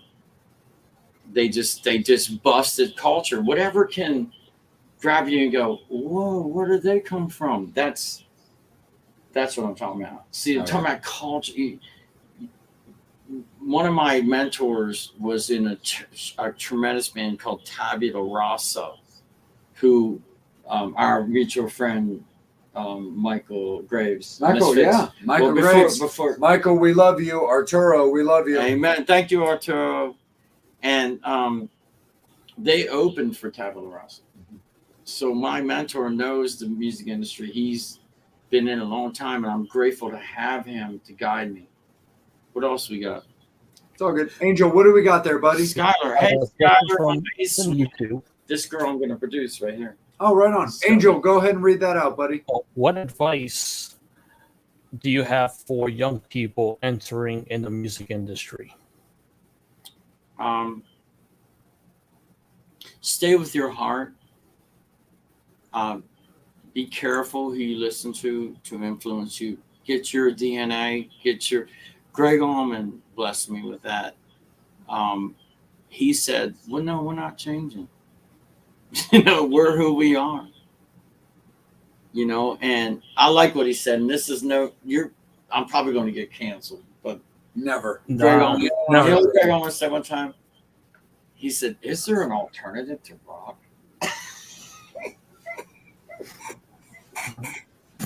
You know, So I would say keep with your heart and what you know's here and connect here and bring it through your instrument or your voice, Scholar. Just be you. No matter what anyone says, be you. Nice. What's next? I want John. this is a good idea from I Brian. want This you is a to good hear idea. it. Angel, go ahead and read this one because this one's awesome. Johnny is freaking amazing. Please have him on to interview another musician when the time is right. I'm down for it. That'd be cool, man. Thank you, Brian. So Go ahead, brother. I just want to comment off. Angel, Look at me. Angel, what was the fan's Can everybody see name me? that brought up the Aerosmith question? Yeah. Yes. Yes. What was the fan's name Yeah. that brought up Aerosmith? Please. Oh, Amy? I'm sorry, what's up? Amy. Amy. There So- she is. Right on. So Amy brought up Aerosmith, but you and I were talking off the air about AC/DC and how my much they mean to Lord. you. Oh my. So since we were talking about AC/DC, Come on now. let's talk a little bit about what AC/DC talks to you since she brought up Aerosmith. Talk a little bit about AC/DC. Then I think it's about time we get into Johny B. Okay. Well, first off, this is just me. Please. Okay. Don't take this as gospel. But I think AC/DC is the best rock and roll band ever. Period. The reason being is our attention span as human beings. One night, me and Jimmy, we were all peed off and heard about, the proverbial carrot stuff in this industry. We promise you this, we promise you that. We've eaten a lot of carrots, haven't we, Jimmy? So I was like, let's just party. So we played AC/DC from the first album to the last, and we didn't stop in the room. I mean, you got to admit, you put some AC/DC on, you're going to rock. You feel me? But the sad thing, Malcolm, okay, let me go to Aerosmith. Let's go around a minute. My opinion, what's the other guitar, Whittington? What's the other guitar player's name besides Joe Perry? Oh, it's What's his name? Brad. Brad Whitford. Brad Whitford. He held that stuff together. Malcolm Young held it together. I'm going to talk about it was Malcolm and Angus's Young. brother. Yeah. So I want to talk about the unsung heroes. They see the front guy, but you got to know some, ladies and gentlemen. I'm a front guy now, of course. I've always been. I play guitar now and sing. But if I don't have a good bass player and drummer, forget it. Like, you got to have that. You have got to have that bottom. What'd they say, Angel? So DK Ravel is actually the lead singer of Kickin' Valentina, who Angel brought up. Nice. He's a big supporter of the show. Look We at were this. their shotgun together. Are and yelling. the best rock band to walk the earth. All right, brother, come on up and visit me in the farm in PA, brother. We'll have a good time, DK. Come on up. I got a studio. We'll jam. We'll do something. He does the best beer shotguns. He does what? Beer shotguns. Beer shotguns. Oh, yeah. Yeah. DK is all about the beer shotguns. He broke an Angel that way. IPAs? We'll make it an IPA. We're Hey. IPA Pennsylvania boys, man. we live right near Troegs. You ever hear of Troegs? Yes. We actually did I'm the one who lives here. we actually did what did we do, Jimmy, at Troegs? We did the owner took us in the back. We did band.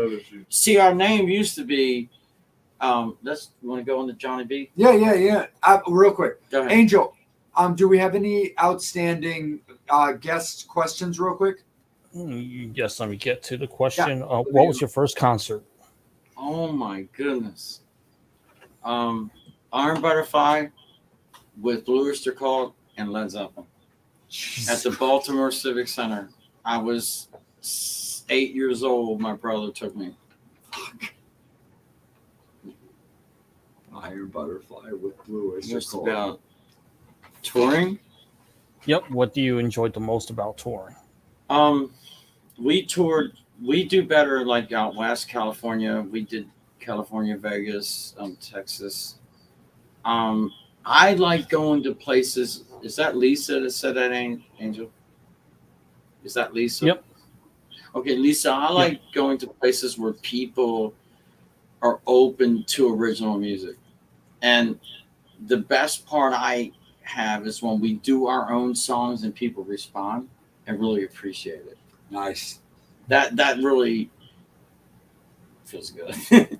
You know. I think you'll like that one. Angel, rip that one off, buddy. First concert from shirt. DK. First concert shirt. Oh my goodness. Did you ever buy a bootleg?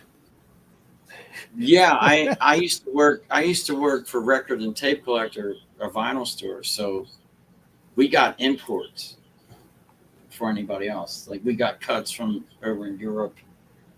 Bands like Goblin, Gentle Giant. But did you ever get like a bootleg concert shirt?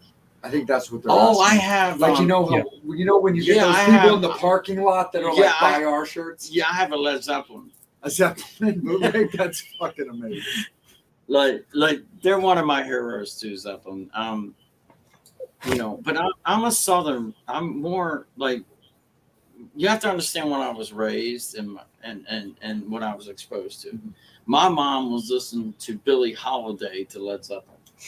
So I was exposed to jazz. I was exposed to Thaddeus Monk and George Benson and people like that. Then my mom would say, "Now I'm going to rock your world," and she would play Zeppelin, and then she'd put Jimi Hendrix, "Are You Experienced?" and I'd be like, "I want a guitar! I want a guitar! I want a guitar, mommy! I gotta get a guitar!"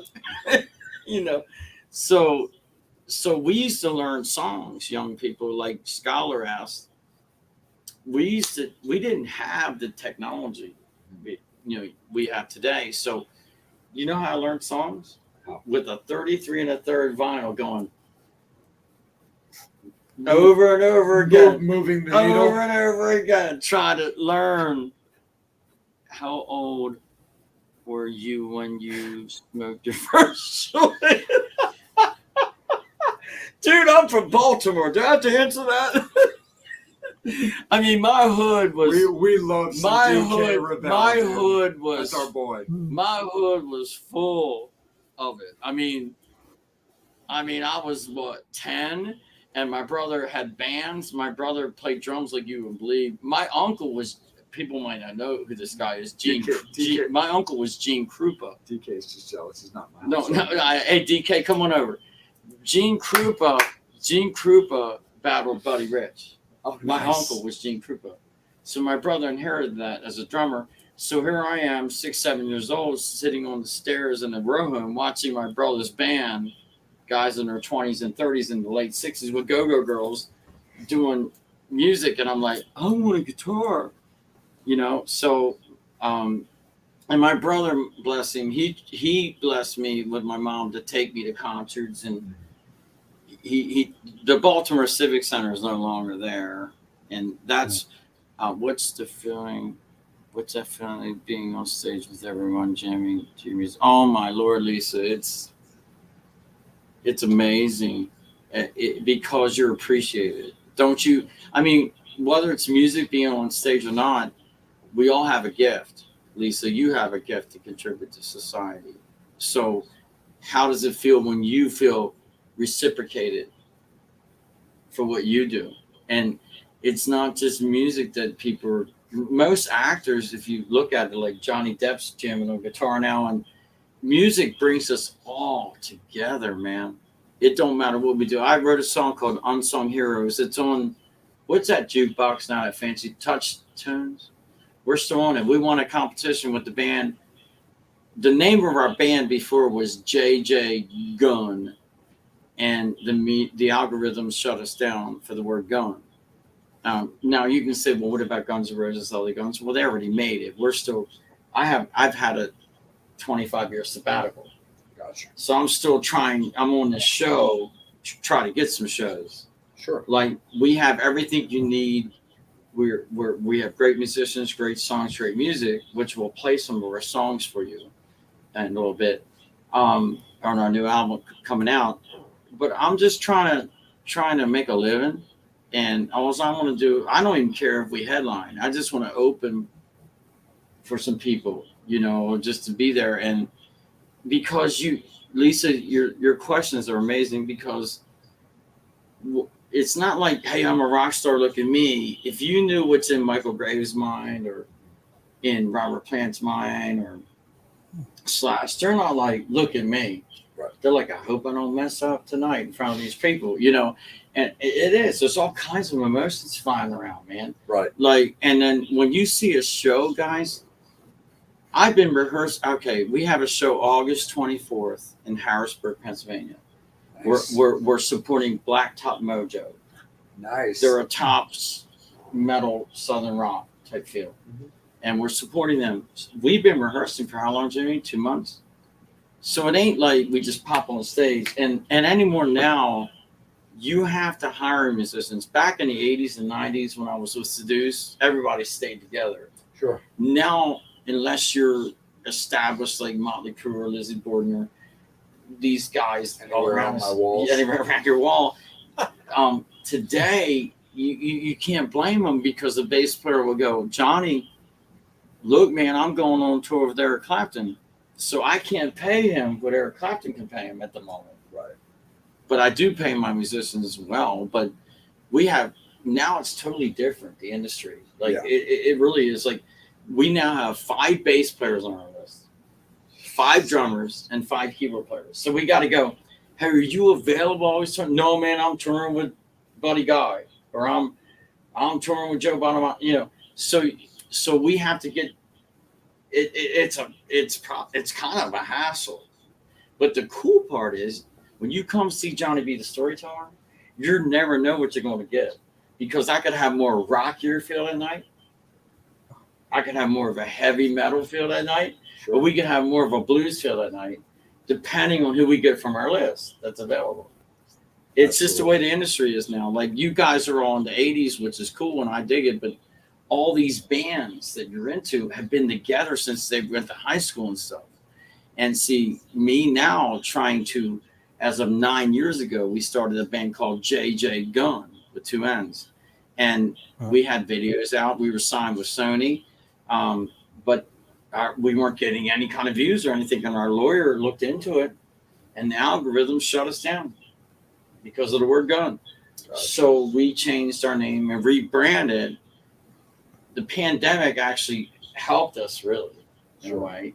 Like, when the pandemic hit, we were supposed to go on tour with Live Nation with bands like Warren Haynes and people like that. And now Bruce Springsteen's like, when are we playing? So the industry's just opening up again. Right. So we're your typical perfect opening band right now. We're not looking really to headline, which it'll happen. I'll tell you, it's a cool story. Right from Live Nation's mouth. They said that this guy was opening for Aerosmith and all these great bands. And so one day they all were in the office and they said, who's that guy opening for us? Because they're blowing us away. We don't want them no more. So about 10 bands came in and said they didn't want Dave Matthews anymore, opening for them. Right. Because the people were getting into it's like the story with Kansas and Aerosmith. Kansas and Aerosmith, yeah. Yeah, like Tyler pulled the plug on them. They were in Kansas, so. Like, God, they're so good. Yeah, so weird thing, Angel, you know what's really strange? Top 5 albums, Motley Crue. That's his name. What are my top 5 albums? Yep, top 5 albums. You're going to make me think, brother, because I love all music. What are your top 5 albums? So, for me, because I'm kind of all over the board, my top 5 albums, if you're going to kind of put me on the spot, are going to be... Oh, no, you're good, brother. Because I'm on the spot and I don't know what to say. That's all right. I'll start this off. So I'll figure it out. If I'm thinking quickly, like on what albums mean the most to me, I'm gonna do Motley Crue, right here, Girls, Girls, Girls. Oh yeah, that's one of mine. Their favorite, their song Wild Side is still my very favorite Motley Crue song. That's a phenomenon. It's literally tattooed across my knuckles. So like, I don't think he has any tattoos. Do you? Look here, there it is. Just one tattoo. Yeah, it's one big tattoo. One big tattoo. I don't know if I can give you 5, but I can at least give you a few. Bands like, like Lizzie Borden, the Appointment for Death album with songs like Under My Skin is really, really important for me. Bands, actually, I love the first Skid Row album. Apparently, Motley heard his name and he really wants to be involved. So we love Motley. Bands like Skid Row, I absolutely love. So, I really love the first Skid Row album. I think. Oh, he didn't like me. He didn't like me doing that. Mom, Daddy, songs like Big Guns, and of course, Youth Gone Wild, and I Remember You, and stuff like that are just iconic and stuff like that. But also, you and I have talked about over dinner, like my gothy side. So, like bands like Typo Negative, who I care so much about. Albums like Bloody Kisses, which have like Black Number One and stuff like that on it. And also bands like Blitzkid. Angel will attest to this. We had a good friend of mine, Argyle Goolsby, on the show a few months back. And I love everything that he does. So anything involving like Blitzkid or Argyle Goolsby means a lot to me, like personally. So that's my thing. So okay, I'm kind of all over the board. It's going to be like glam, goth, and horror punk. That's what's going to make up my top 5. I would say, now that he inspired me, I would say one would be Brothers and Sisters by the Allman Brothers. The other would be Are You Experienced by Jimi Hendrix. The other would be Toys in the Attic, Aerosmith. Of course, Zeppelin 2. I was a Zeppelin 4 guy myself. I like 4 too, but Stairway from Heaven was actually big. It's very exciting. Exactly. It was big on me. But I'm such a guy that will listen to anything, and it's kind of hard for me to go what's best, because from an artist viewpoint, like I asked Phil Niccolo, who's a Grammy Award winner I mentioned earlier, I said, "Hey, Uncle Phil, am I any good? Like, because I'm older now and I'm coming back in this." He goes, "Johnny, how can anybody say what's good or bad? Really? You know what I mean? Because everybody's putting their heart into it, and I know everybody has their favorite, which is normal. It's human. But right now I'm my favorite because I got to be into me. I have to be into me to sell some albums. Okay. What's the first album that you bought?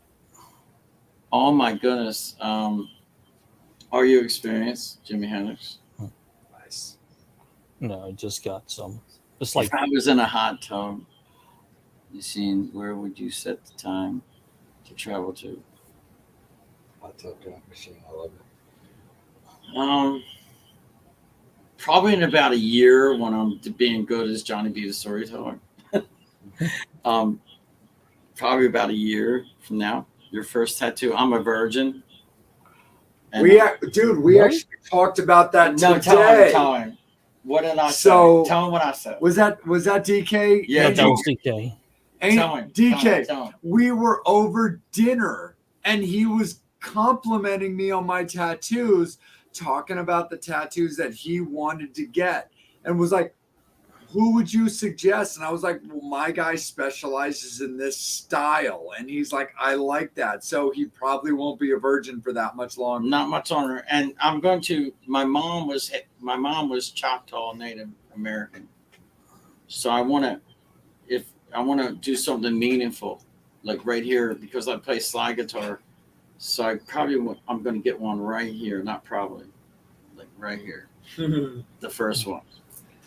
So, nice. Yeah. So, Angel, let me jump in right quick, brother. Oh, okay. Let me just hold the fan questions for just a second, brother.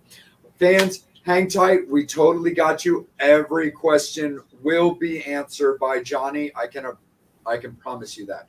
Johnny, I need to take you a direction because we need to talk about Johny B for a little bit. That's good. So what I need to start off with talking about is this stems a little bit from your and I's personal conversations, but I want to bring the fans in on this because it's important for them to know about this. Branding is an incredibly important thing. It's very difficult, but it's also incredibly important. So you and I talked over dinner about this, along with Jimmy and Kevin, who are both present in the room. Yeah, fans. Kevin is video one, our videographer, and Jimmy Mass is my personal manager. They're both here. Kevin, and Angel can attest to this as well, because not only in interviews that he's done, interviews that I've done where I've talked openly about the history of the Metal Summit stems back to when we were originally the M3 Summit. Right. And then when things started changing, when the blackout happened, when COVID happened, and we had a conversation between myself, Angel, Steve, Bobby about the rebranding of the show, we knew that had to be a thing, because we were no longer sticking to the M3 80s genre. It's like, hey, if we're going to rebrand, this is the time to do it, because it's going to be easier to do it now than if it's 50, 60 episodes in. So let me bring it back to you. You kind of have gone through 3 overall brandings. You had Johnny Rocks from the Seduce days. Mm-hmm. You had JJ Gunn, which kind of got smashed by the algorithms. Exactly. Now you've got Johny B, the storyteller. Right. Again, you're definitely youthful in heart, but you do have a little bit of miles on you, and a few calendar days have gone by. Yeah. So when it comes to branding, it's a little bit tricky when it comes to you now. Talk a little bit about the branding of Johny B, the storyteller, what it means to you, what you're looking to accomplish, because it's really important for the fans to hear that, as well as your mindset going forward. Well, somebody today asked somebody a question, because they were an older singer, and she said, ask Mick Jagger. Ask Mick Jagger? So, I mean, like, age really doesn't mean anything anymore, because it used to, because you had to have the flowing hair. If you were in the 80s, you had to have that. Yeah. I have hardly any hair left because of the 80s. We used so much Aquanet, it was unbelievable. And I dyed my hair so much. I had a cosmetologist girlfriend. And so she was on top of it. So I lost hair from dyeing.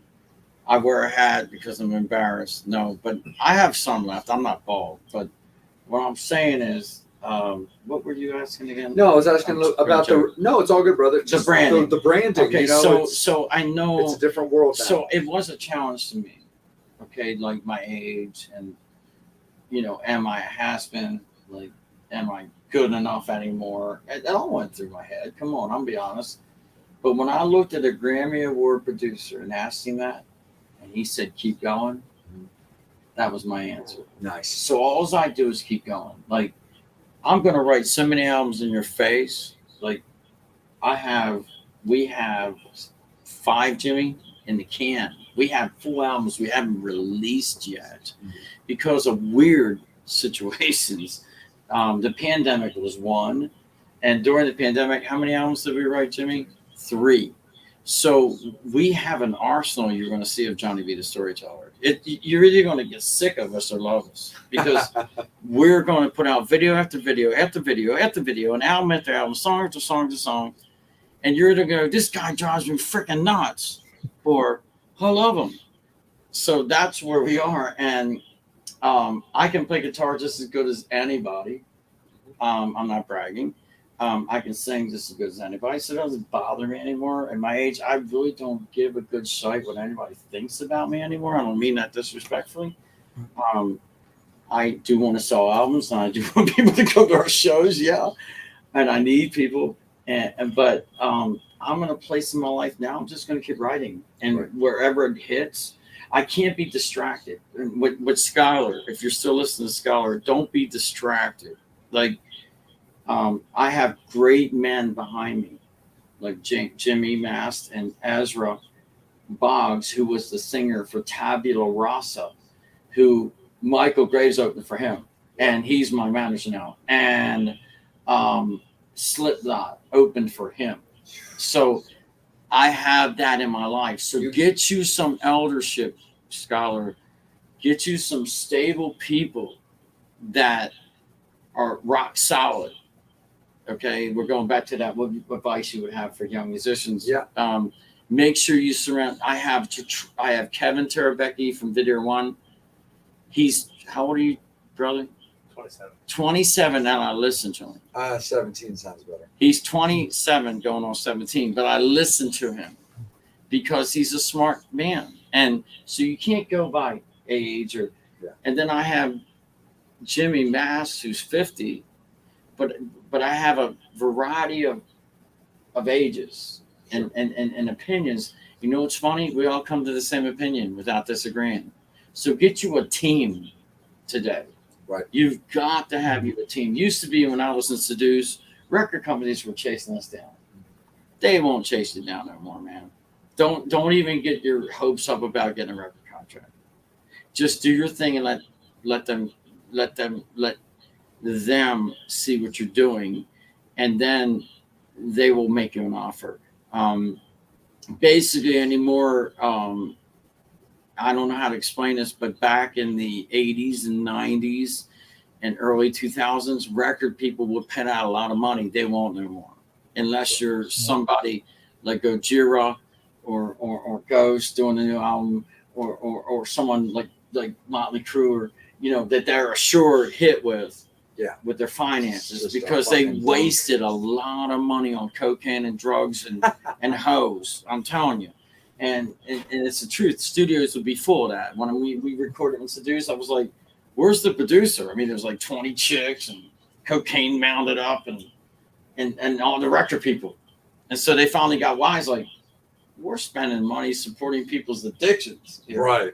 Let alone recording. And an album used to cost $100,000. Now, what they said they needed. Now you can get a good album today for 15, 20 grand. Right. So if you go in the studio with an independent, producers understand that. But if it's a record company, the producer's going to go, no, not 20 grand. Yeah. So it's all, you got to learn the industry, how it's, media is an important part. Like Kevin being 27, he works all our video and media, and Jimmy. And then we have another Alex Stanella. Hi, Alex. I hope you're on. He is a young man that knows the algorithms. So you got to actually fool the algorithms. It's crazy. It's crazy. Like, used to be, did you hear that song? That song kicks ass. Like, let's go buy the record. Now it's like, how many likes did they have? How many likes did it have? Yeah. How many likes did they have? So let me ask you this. So we've touched base. Culture. Absolutely. So we've talked a little bit about we talked about your upcoming show in Harrisburg. 24th of August, right? You said 24th? Yes, sir. So, fans, you guys know this from watching our show. Angel has told you this. I've told you this. Bobby and Steve have told you this. Get out, support live music. That's what it's about. We push this. We push everything. So we got a few fun things coming up for you guys very, very shortly, because we want to get you guys involved, because that's what we're all about. But so, Johnny, let me talk to you a little bit about this. You got your upcoming show in Harrisburg on the 24th. But talk a little bit about what you're doing like now. What is it about Johny B that separates you from others? What kind of show do you put on? What do people have to look forward to? Because the people who are right now watching this interview might be like, oh, well, we're familiar with previous bands from that kind of glam era, but we know that it's not exactly what you're doing now. Talk a little bit about what your style is now. Like, what kind of a show does Johny B the Storyteller give to the fans? Soul, feel, and fresh. Soul, feel, and fresh? Like, for instance, I was watching a Baltimore Orioles game the other night, and they had a commercial, and they said the Struts were playing. Struts were? Yeah. And the Struts were playing, and the guy said they opened for the Foo Fighters, and it was you got to see them because it's unique, new rock music. That's us. We're new. When you come to see us, you won't hear other bands. You'll just hear Johny B in us. We have our own DNA. So my mission at my age would be to make a mark to bring original music more powerful than it's ever been again. Instead of just, please forgive me, tribute bands, which I'm not against, but I'd rather be me and not someone else. But it's just the way I feel, because I'm a writer, and I learned from cover bands. But please write your own songs. Please, let's have something new, like something fresh, right? Yes, absolutely. I'm not saying this is stale. Yeah. You feel me, right? Oh, totally. Have you played at HMAC before? Because that place is bitching, dude. Oh yeah, we played several times there. It won the #1 venue in Pennsylvania. Oh, definitely. Chris Warner's my friend who owns it. Rightfully deserved. And I've been to a lot of shows in Pennsylvania. I love Pennsylvania. I've been to Lancaster. I've been to Talus 360. We played there. I knew Talus. I knew the I believe it's the Chameleon Club. Right, Red Chameleon. Love it's shut down, place. man. Yeah. I from what Last I've heard, I saw from what I've heard. Oh, really? Yeah. From what I've heard, they're moving. They're redoing, yeah. But they're relocating. So I'm relocating. Club XL's big there now. I'm super duper. Club XL. Oh yeah. It's huge there now. So that's really. So we're awesome. Trying to get some show. We toured up and down the East Coast. We did by Southwest in Austin, Texas. Played that big Red Dog. We played there, and we've done big venues and stuff. But we had a different team of boys. This is when we opened for Faster Pussycat. Nice. And Gilby Clark. We did the whiskey many times, and we opened for Gilby and Faster Pussycat, and we were more of a harder rock edge. Mm-hmm. So it depends on what group guys we can get for that gig. Anymore. It's cool. I mean, what did she say? Have what? Nice. Yeah, man, DK. I'm gonna get a Native American somehow. Yep. Be original. Thank you. If you have any ideas, DK, let me know. Absolutely, for sure. So let's let me kick it back to Angel a little bit. Okay. Before we can we play some songs? Yeah, what we're gonna do, we'll bring it back into a little bit of music, because we've definitely been rocking out with that. Angel, let me kick it out to you for a little bit, for the fans and for the Metal Summoners, and for questions for yourself. Metal Summoners, just so you guys know, it is also last call for alcohol. So we will get back into questions. Any comments, questions, anything you want to ask to Johny B, now's the time to do it. Definitely get those things in. We will circle back around. Every question will be acknowledged and answered. It is last call for alcohol. But Angel, go ahead and kick it away. Bobby has had bad internet connection at the venue. That's why he hasn't been able to jump in. Sure. Steve is busy watching more Pornhub videos. He discovered some new ones. So he's it's all right. It's the Jay and Angel show tonight.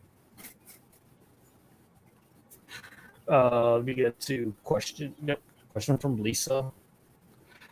Great questions tonight, Lisa. Yep. I'd love to do Red Rock, Lisa. That's my dream. I'd love to play Red Rock. That would be awesome. That venue would be. Do you have bands in mind that you would want to open for? Yes, Amy, I do. I'd like to open for Devin Allman, Betts, Larkin Poe, Samantha Fish. I'd love to open for Warren Haynes, Government Mule. There's a lot of people I would love to perform with. It's just whatever opens up, And my dream was to meet Greg Allman, and he went and died on me. So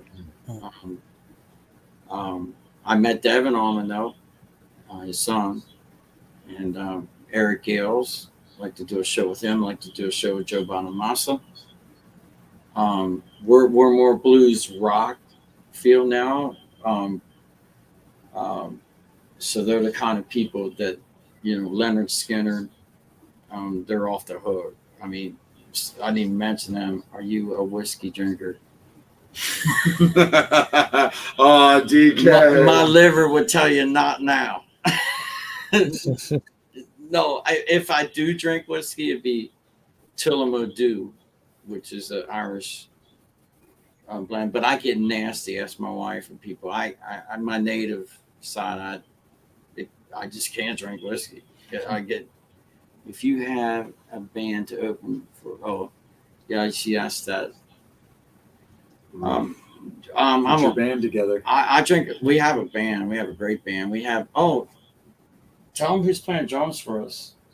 Oh, I get to be the guy that does that. You can if you want. I'd be happy to do that. Okay. So tell us.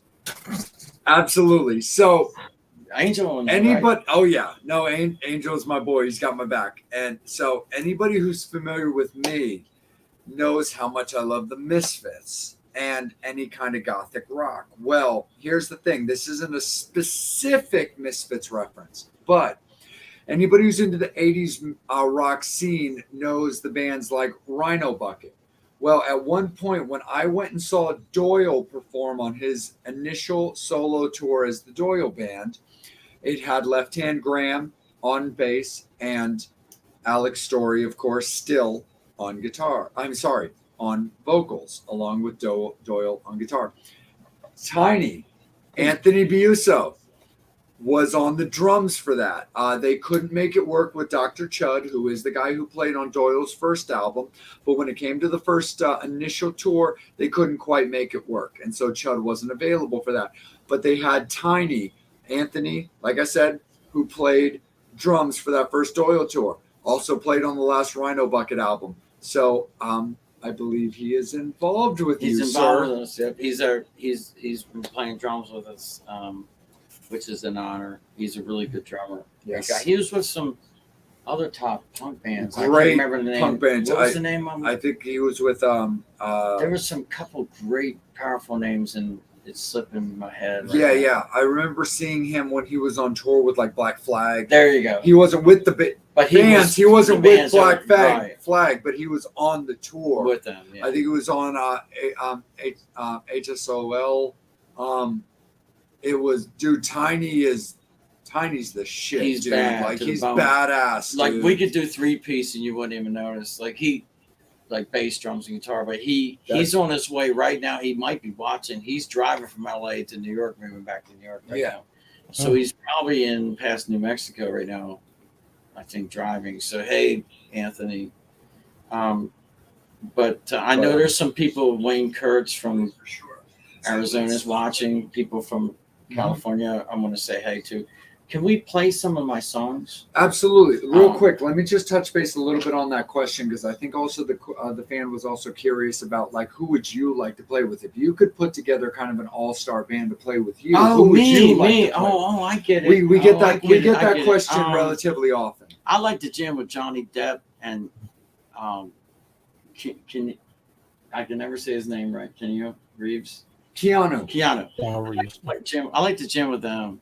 Keanu Reeves can play, fans, for anybody who doesn't know that. Keanu Reeves plays bass like a mofo. And Johnny Depp's getting really good on guitar. I jam with him. I would love to jam with Joe Bonamassa. I'd love to get on the stage with Eric Clapton. I'd love to get on the stage with John Mayer. I'd love to get on the stage with Warren Haynes and jam with them. Eric Gill, Samantha Fish. That girl can play now. Mm-hmm. So I would love to jam with people like that. I'd like to say, hey, Johnny, come jam. It'd be so cool. My dream would be to meet Jimmy Page. Nice. And just sit down and talk to him. Another guy we haven't mentioned that we might be involved with, and I hope so, is Jack White. Jack White from the White Stripes, right. Yeah. He and the Black Keys would be in that. We're that style. Okay, if y'all know the Black Keys and Jack White, that's where we're in. Jack White loves his vinyl, dude. Yeah. And well, he's got his own vinyl thing going now and his own label. So I would love for him to produce me. Absolutely. For sure. Jack White. So absolutely. I played shows with. No way. Go ahead, DK. Dogstar, nice. Go ahead, DK. Look at you. DK's played with so many people, dude. You and DK would have a great conversation. Is he a singer? Or? He is. He's the singer for Valentina. They're out of Atlanta, Georgia. He lives. Do you know Rick Craig? He lives out in LA. DK, do you know Rick Craig? He lives in Atlanta now. His wife drives a tour bus. He was with Ichabod Crane and Noon. Let's hear some music. Somebody just said. Absolutely. I think it's about that time. So fans, here's the dealio. We do have a little bit more time left with Johnny. We don't want to take up all of his night, but we definitely do still have a little bit of time. I have rehearsal tomorrow 11 a.m. But he would like to play some music, both with what's coming out for Johny B and the Storyteller, as well as just some specialty music specifically for you guys. So we're going to give Johny that opportunity Thank you. to team up with himself and with Jimmy to play songs. Both he is ready to play live, as well as anything he'd like to play for you guys for an upcoming album. So we're going to let Johny set that up real quick for whatever works for best for him. But we got some live music for you guys. What do we got first, Jim? Okay, this is a video coming out. When Kevin? In 1 month, this video, it's called Parade of Life. It'll be coming out in a month on YouTube, Vivio, whatever that is. Vivo. I get them all mixed. Vivo. So here we go. This is called Parade of Life. This is our.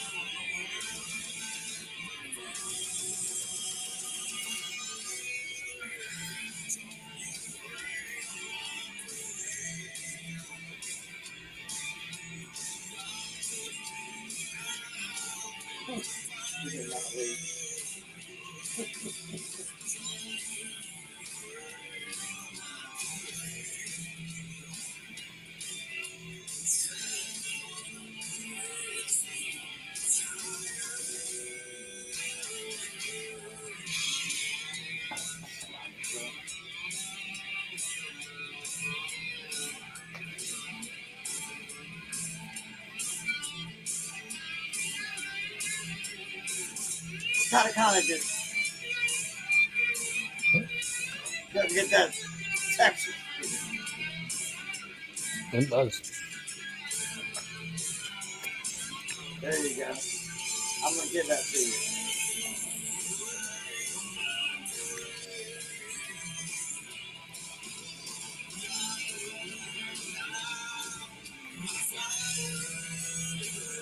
These are all Detroit boys playing on it. In Detroit. Guys from Detroit? Nice.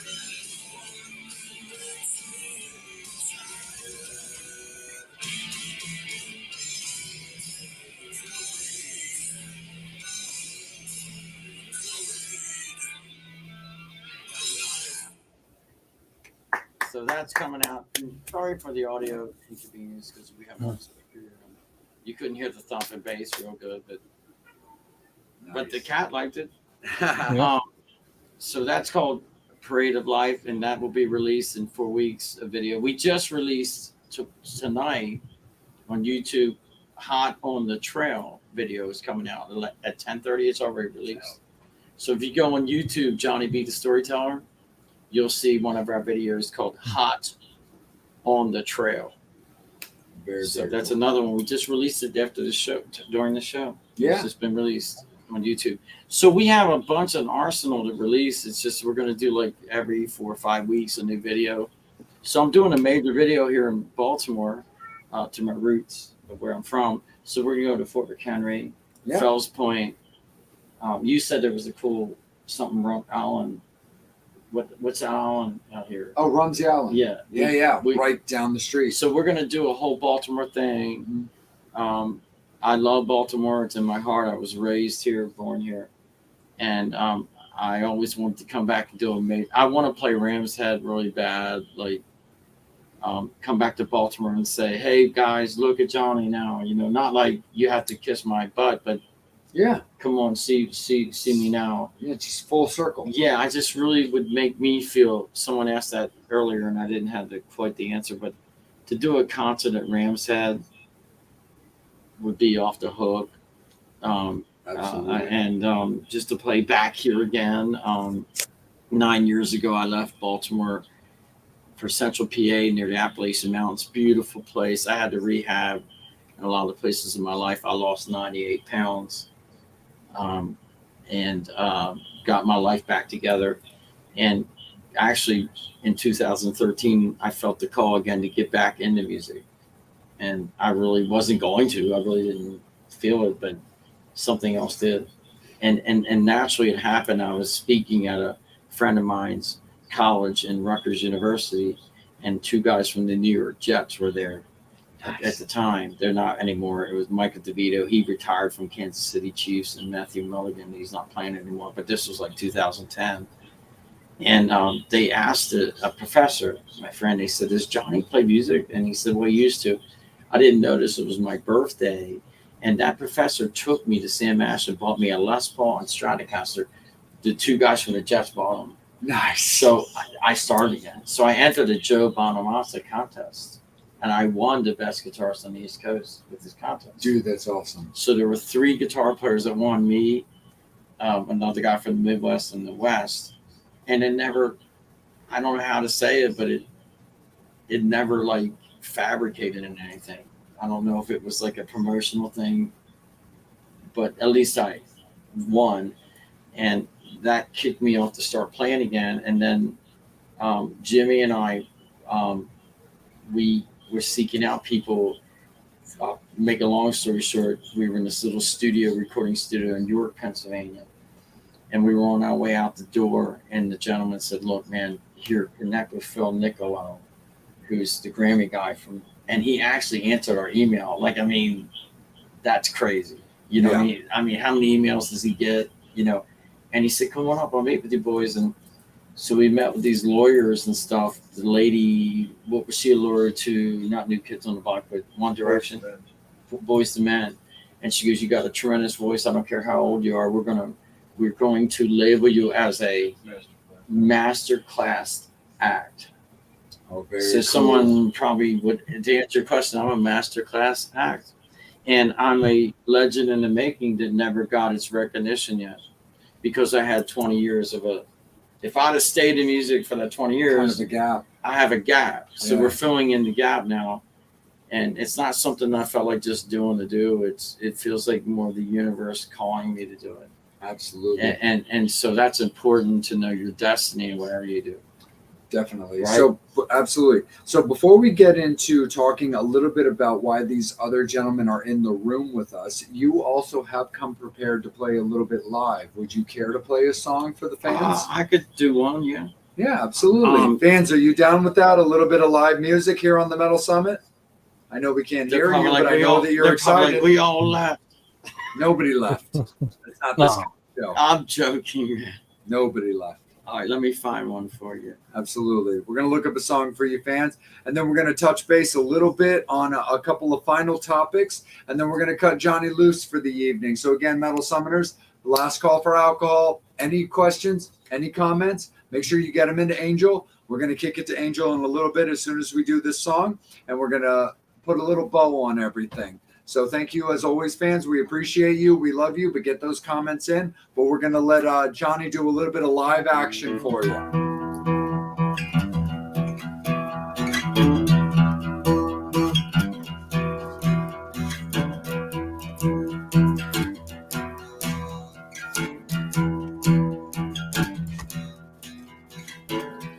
The weather in the dark, cried for help in the night.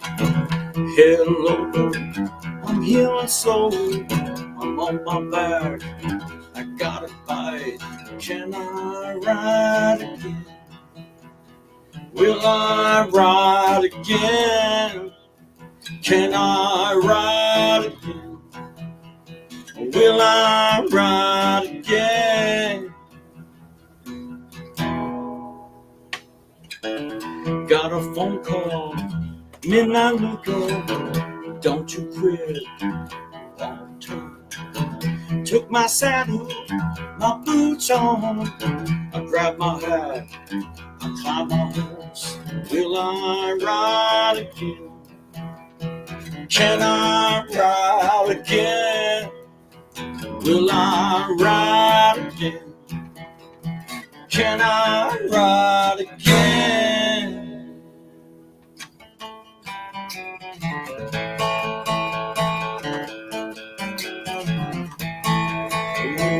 Ride.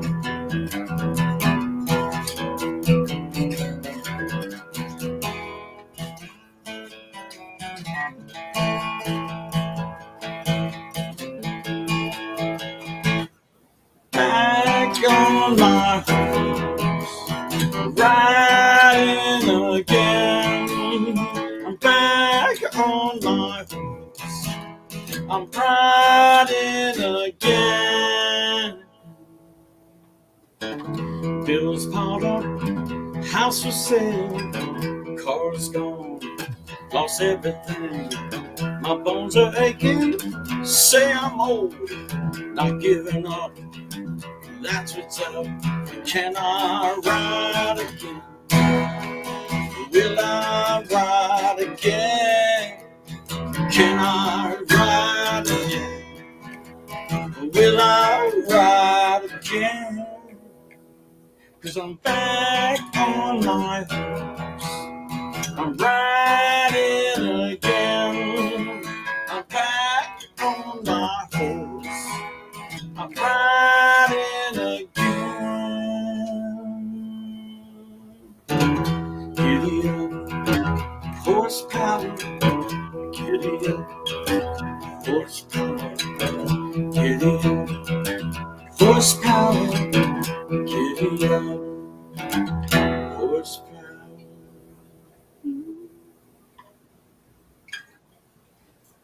Yeah, brother. Back on my horse. Absolutely, 100%. We You just got a little bit of recorded that. live Johny B right in the studio, live on the Metal Summit. Now imagine some, you know what I mean? Absolutely, 100%, brother. Well, first of all, thanks for doing that for us, man. That's fucking sick, Yeah, dude. well, that check you were talking about. Yeah, 100% for sure. Motley's the best audience. Motley was just listening. Oh, Motley was he's right here. Johnny's down for a little bit of Motley. He's There's just Motley. in chill mode. He Yeah. likes me. Angel will tell you Motley owns this show. Storytelling, right, DK? Absolutely, 100%. Angel, let's kick it back up to you, buddy, before your comments from yourself, questions from yourself, and anything from the Metal Summoners before we put a bow on everything. What's the method to your madness when it comes to songwriting? Woo! And what was the most interesting place that you got a song idea? All right, let's do the first question first. Yep. Say the first question first, then we'll do the second. What's the method to your madness when it comes to songwriting? Okay. Like you come up freaking weird. That's all I got to say. Like it's I'll carry it around for days and don't know it. And like I'll be like all in and out with my emotions. Yeah. And it's things that I'm going through in life. Thank you, Amy. Bless you. I'm actually better at vocals than this. I was a little nervous, but thank you, Amy. But we do it like this, Angel. It's like it. Okay, Billy Gibbons from ZZ Top, like LaGrange. He said it just dropped. And so we're in the studio one day, and with Dan Mausch. Hey Dan, who's a producer who just got done doing Ghost on Atmos and Gojira. He's our producer. Oh, one of the cats just got into something. So we have some great, a great producer, works with Andy Wallace, and they're now recording Avenged Sevenfold right now as we sit here. He's my producer, and we were in his studio, and so we're recording these certain songs, man, and all of a sudden the song dropped, and I go, I feel like this right now, and everybody caught on, and you're going to hear it. It's called Faux Show, F-O. It's a Southern saying, F-O-S-H-O, and you'll hear it in our shows in our last song. Now it's a kicker. It just dropped. But every day when I get up, I just keep open. Like I'll pick up the acoustic at my house, my home, off the wall, and I'll just start playing, and then I'll get loose, and then and then I'll go to my studio and get my electric stuff out and take it from the acoustic and transfer it to electric, and all of a sudden something kicks in, and it's kind of like, I wish I could explain it, but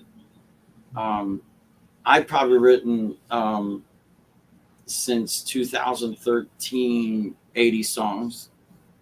I have to release yet, and because we hadn't had the proper opportunities, or COVID didn't help us much. We had a death in JJ Gong. We had a great keyboard player from Baltimore, Mark Rowley, whom I grew up in the hood. He died, and it really about killed me. We were about to go on tour with Alabama Shakes, and then that got crossed out. So it just seemed like every time I got right about there, kind of like Seduce. But I'm not giving up, man. So we get there and it'd be like a block. We get there to be a block. But I learned this, bust through the block. You know what I mean? Be a new kid on the block. New kids on the block. But so that's how we write. And I basically take my life like we had a carrot dangled in front of us from somebody recently, and I was on vacation, and my wife and kids were at the beach, and I stayed at the house and with the dogs, and love that, matter of fact. And a song hit me. It was called Lowballed Again. I've been lowballed again. Here it comes again. But we're going to get back up again. And that's basically my feeling I have to give to the universe is get back up again. Just don't give up, man. Just don't give up. Hell yeah. Do your dream is my mantra. Do your dream. Absolutely. Fuck yeah, for sure. Angel, what was the second part of that question, bud? Oh my Lord, I forgot. I don't feel bad. I forgot it too, but then I came up with another question. Sorry. You mentioned going to South America. Do you know when you'll be going down to South America? I'm kind of like waiting on that confirmation. Yeah, we're definitely looking forward to that. We feel our lawyer and some people gave us advice, like the guy from Ghost gave me some advice. How they make it is not necessarily in the USA. Musicians like Ghost and people that that have huge theatrics, they spend a lot of money on that. So they really don't make a lot of money. But the way they make a lot of money is from South America, Philippines. They still have CDs. They still are in the vinyl. They still have real radio stations. It's crazy. Like my friend Eric Steckel, I don't know if you ever heard of him, but he is a phenomenal metal blues guitarist. You guys got to get into him. I could probably get him. Hopefully he'll come on. Sure. He played with B.B. King when he was 6. Oh, so he's one of them prodigies like Joe Bonamassa, but he's a metal blues. Did you say 6? Eric 6 Steckel. years old. 6 years old. Fuck. Eric Steckel. He played organ Hammond on one of my albums that's coming out. And he's a better guitar player than me, but he's phenomenal. And he kills it in Germany, UK. I'm not trying to, please don't take this negative, but probably on this show, if it was over there, we'd be overflowing with questions. Sure. And they'd be running me down like a rock star. So I'll tell you one band I didn't mention that was my favorite metal band was Iron Maiden. Nice. And my favorite singer is Bruce Dickerson. I think that guy's phenomenal. So I forgot to mention that earlier. Someone asked me, and I blew a brain fart. But Iron Maiden's definitely my favorite album. It's their first album. In fact, one of them. But so that's that. The second part of that question, I'm sorry I didn't get the answer. No, it's all right. What was the weirdest place that you got inspiration for a song? Oh, yeah. Uh, wow. Um, when my mom and dad died within 2 weeks of each other, like 2 years ago, we have a song coming out, Can You Hear Me? And I did an electric version and an acoustic version. They're both coming out. Actually, that's the video we're doing, right, Kevin? Can You Hear Me? And it's about my mom and dad's influence on my life. And I wanted to talk to them about things that I couldn't talk about. So I thought through the song I could ask them. No, that'll definitely be a song I can relate to because I also lost my parents in the last 2 years. Oh, So man. you kind of mentioned in that song, you can already tell the cool thing about music is that you're writing a song like that about your experiences, but then you have myself and you have other people That can relate, right? that have lost a parent as well that can just relate to that song and kind of make their own interpretation of what the Is that on song YouTube means now? to them. Can you hear me? Okay, we're going to release that, Angel. Cool. So it talks about, I say, Mama, can you hear me from your grave? Hmm. Daddy, can you hear me? I forgive you. I'm not afraid. Is like the chorus. And I tell the story about my dad was raised in Chicago and came to Baltimore and met my mom. And my dad was a Baltimore City cop for 38 years. Wow. Way back, he walked the beat and gave his life to Baltimore. So Baltimore means a lot to me. And I like to come home to a homecoming and people going, Johnny, you mean a lot to us too. Absolutely, for sure. So, Johnny, before we get into like the final segments or any final questions, and the final questions that we want to Somebody ask, said they saw a little motley behind me that liked. yeah, he owns a part of the show. I'm He sorry, definitely brother. fit. No, you're good. You have things you want. I want to give away. You want the fans to be involved. You want to give away things. Yes, I do. We have things to give away. We have shirts. So first and foremost, Johnny, how would you like to do that? Would you like fans to just simply send in Jimmy, come here. things? Oh, Jimmy's allowed to be involved. Is he the okay? link posted the We link. have things to be involved. How you want to do it, Jimmy? You tell me. I don't Com- know. Just put your address. Talk like, for There's- example, we can do like- things like, so Metal Summoners, you can message the Metal Summit Facebook Messenger. I'll get it with your names, your addresses And follow of our where to page. send things. If you want to follow the page, yeah. So we're on Whatever Instagram. Jimmy, Kevin, and Johnny want to do, I'm going to give the mic to them. Thank you. They're going to talk about exactly what they want to do. Oh, They want you to reach out to them. We're on Instagram. We forgot YouTube. And we have YouTube. We're coming out with a video. Well, we have a YouTube video on right now. Yep. Just came out Halen on the Trail. We're on Instagram, Johny B the Storyteller. So just message us. We'll you can follow us, like and follow us. If you like and follow us, we'll send you a free T-shirt.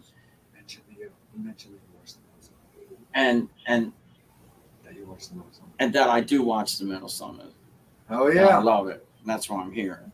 So if you don't mind, go to Johny B the Storyteller on Instagram, and we'll send you a T-shirt and some things that you acknowledged us being on the show. If you acknowledged us being on the show, we'll definitely send you some merch. And thank you for the questions. Thank you for the interest. I really evidently expected no one to respond to me, so thank you. I appreciate it. No, We come on, appreciate all you spending 2.5+ hours with us. Yeah.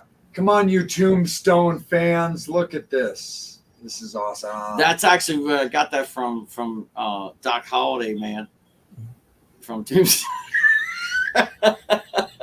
And actually that was Ezra from Tabula Rasa who the idea to do that frog. Hell So yeah. we have a great team. That's what it takes.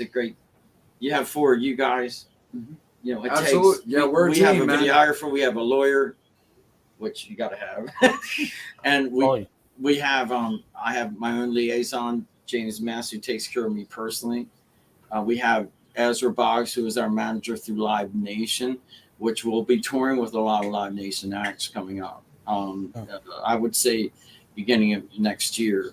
So Yeah. we'll be touring a lot. Absolutely. So come out and support us, man. And I love this movie.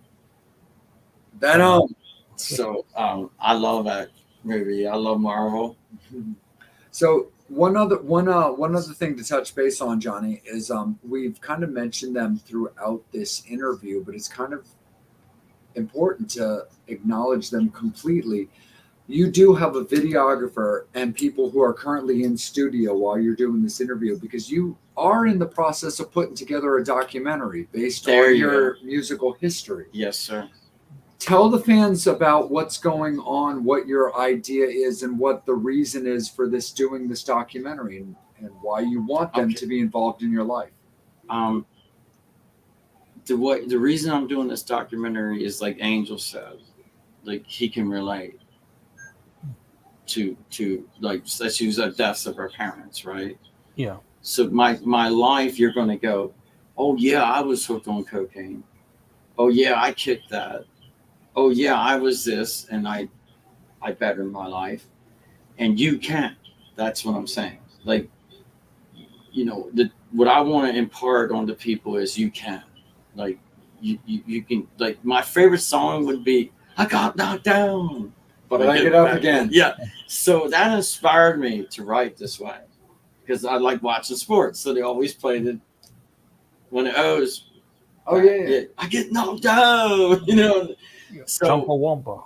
yeah. There you go. So, another favorite band of mine is Los Lagos. Like in the movie, you talk about horror movies? Yes. Come on, which one am I talking about? From Dusk to Dawn. Oh, I My know that. favorite movie. Favorite Dusk to Dawn, Dusk man. to Dawn, man. The first one. Yeah. The other ones are okay, but the first one. Dude, that's the Right. one. I mean, Danny Trevor. Danny Trejo's in that movie. I mean, come on. And that girl, when Catherine she does that Zeta-Jones, dance, Selma my Hayek, dude. Lord, when she does that dance. You're in Horrorwood, dude. Woo! So they really influenced me to write for movies. I'm fixing to get. Okay, what I was getting at is licensing our songs. So all the things you heard tonight are all copywritten, and licensed by me. So the way you do it is you license your songs out to movies. So I'm getting ready to write for Lionsgate. Nice. I love their movies. I love Lionsgate. Lionsgate, the way they, what is the Sabian films? Oh yeah. So our lawyer with Twisted Films, which Right. I love, which does like the Saw movies. All about some Exactly. Lionsgate. Saw, my Lord. So we're gonna get into licensing our songs with movies too, which is going to be really cool. And I love movies, so it's going to be. I've always wanted to be an actor. So my son's doing it now. He's 20. He's into acting. I'm doing well, but I love acting. That would be another thing. And cooking. Oh hell yeah! Like cooking is creative too. Anything's Absolutely. creative. Whatever you do, right? And let me steer you a little bit. What would a Johny B documentary? What would you want it to achieve? Like, what would you want people to get out of seeing a documentary about your life, which is what you're working on? Yes, sir. I would want them to say, that guy's in the league where he should be. Okay. Just like recognized for all the years I missed it, that he's still in the league. He can hold it. But then I also want people to get a feel from that for their life. There you go. That, come on, man, let's not give up. We're in a world today, man, where we gotta cancel this cancel crap. And so the way we'll cancel it is like this: being sociable, being communicative. And that's the way we should live as human beings. How do we communicate, man? Like, what are we giving off? What vibe are we giving off? You feel me? Absolutely. I think in our society we're losing sensitivity. Like, I put my hands on you, but does that mean that I'm going to have sex with you? No, it means that I like you. Yeah. And so some people will be like, "What are you touching me for?" Like I was funny. I did this great big concert, and I woke up to get a drink, and there was like 25 young people, and they just look at me like, "What do you want?" And I went, "This is called socializing." Sure. I said, "Get them all a drink." After I bought them a drink, they socialized. But we need that breakdown. We need that, like Zeppelin said, a communication breakdown. And it drives me insane because, like you, and like you, Angel, you do this because you love people. Yeah. and you love interacting with people. The greatest thing to you is to show your display of your life in this room. And that means more to me for you than me. You feel what I mean? Like Absolutely. we should look at other people's giftings that they're better than ours. Right. You feel what I'm saying, Angel? Absolutely. Like Yeah. what you're doing right now, I can never do, Angel. You know, so I like watching Gordon Ramsay and like cooks and I mean, when I was on vacation, I watched Hell's Kitchen all over again. You know, so you gotta have a one-legged man in the ass kicking contest kicking your butt, Absolutely. right? I mean, we all need that motivation. For sure. Look at that, you're a story, Amy. You're really cool. And before I kick, Do you know Amy? I don't, but I Where feel you like from, I do Amy? now. Amy, where are you from? And Darlene agrees. Yeah. Darlene, where are you from as well? We like to know that kind of We, stuff. I think Darlene's from Pennsylvania. Yeah. And Angel, Oh, Pennsylvania. oh, right on. Before I kick it to Angel to close everything out, as a final question for myself, before we let Angel shut down his final questions or anything from the fans, Johnny, when you look at everything for your documentary, from Deceiver to Seduce to your injury to Johny B the storyteller, are you satisfied, comfortable, and happy with the trajectory of your career so far into what you're going to put out to people? I really am. I feel if that wouldn't have happened, this wouldn't happen. You know? Sure. And during the pandemic, like I sat at the recording studio for days, like, oh, I don't want to give it to my wife if I have it, you know, the fear that my wife has it. So I shut myself in and wrote a whole album, you know, and it's the best I've ever done. And it's coming out this year. You know, just make, my mom always said, you know, make lemonade out of lemons. Absolutely. You know, and I don't feel that age, it means anything anymore. That really, No. that kind of got to me for a while as an inferiority complex. Like, you know, you were this handsome young stud for Seduce with the big hair, and now you have hardly any hair, and you kind of look like, you know, maybe a Johnny Depp knockoff, but maybe. But I mean, it doesn't matter anymore. I think people need to feel the soul of you, you know, like even Dave Mason. I don't know if you remember him. He's still touring. Yes. And doing phenomenal and bringing people into his heart.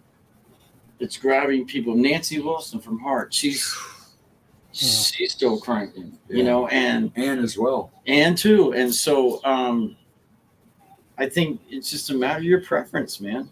You know, and you got a right to your preference. If you don't like my stuff, fine. I love you. It don't matter to me. Different shows for different folks. Yeah, man. Like it was at Sly and the Family Stone. Yes. Absolutely. So you know, so hey man, do your dream. Do what you feel here. Absolutely. Right. 100%. Angel, right back to you, buddy. Any closing comments or questions from yourself, or has anything popped up from Metal Summoners? Amy and Darlene are both from Pennsylvania. What part? Darlene is from State College area. All right. That's where my friend Sammy, I was telling you about, does the dental stuff. Yeah. I spoke at Penn State, and in motivational speaking. Sure did.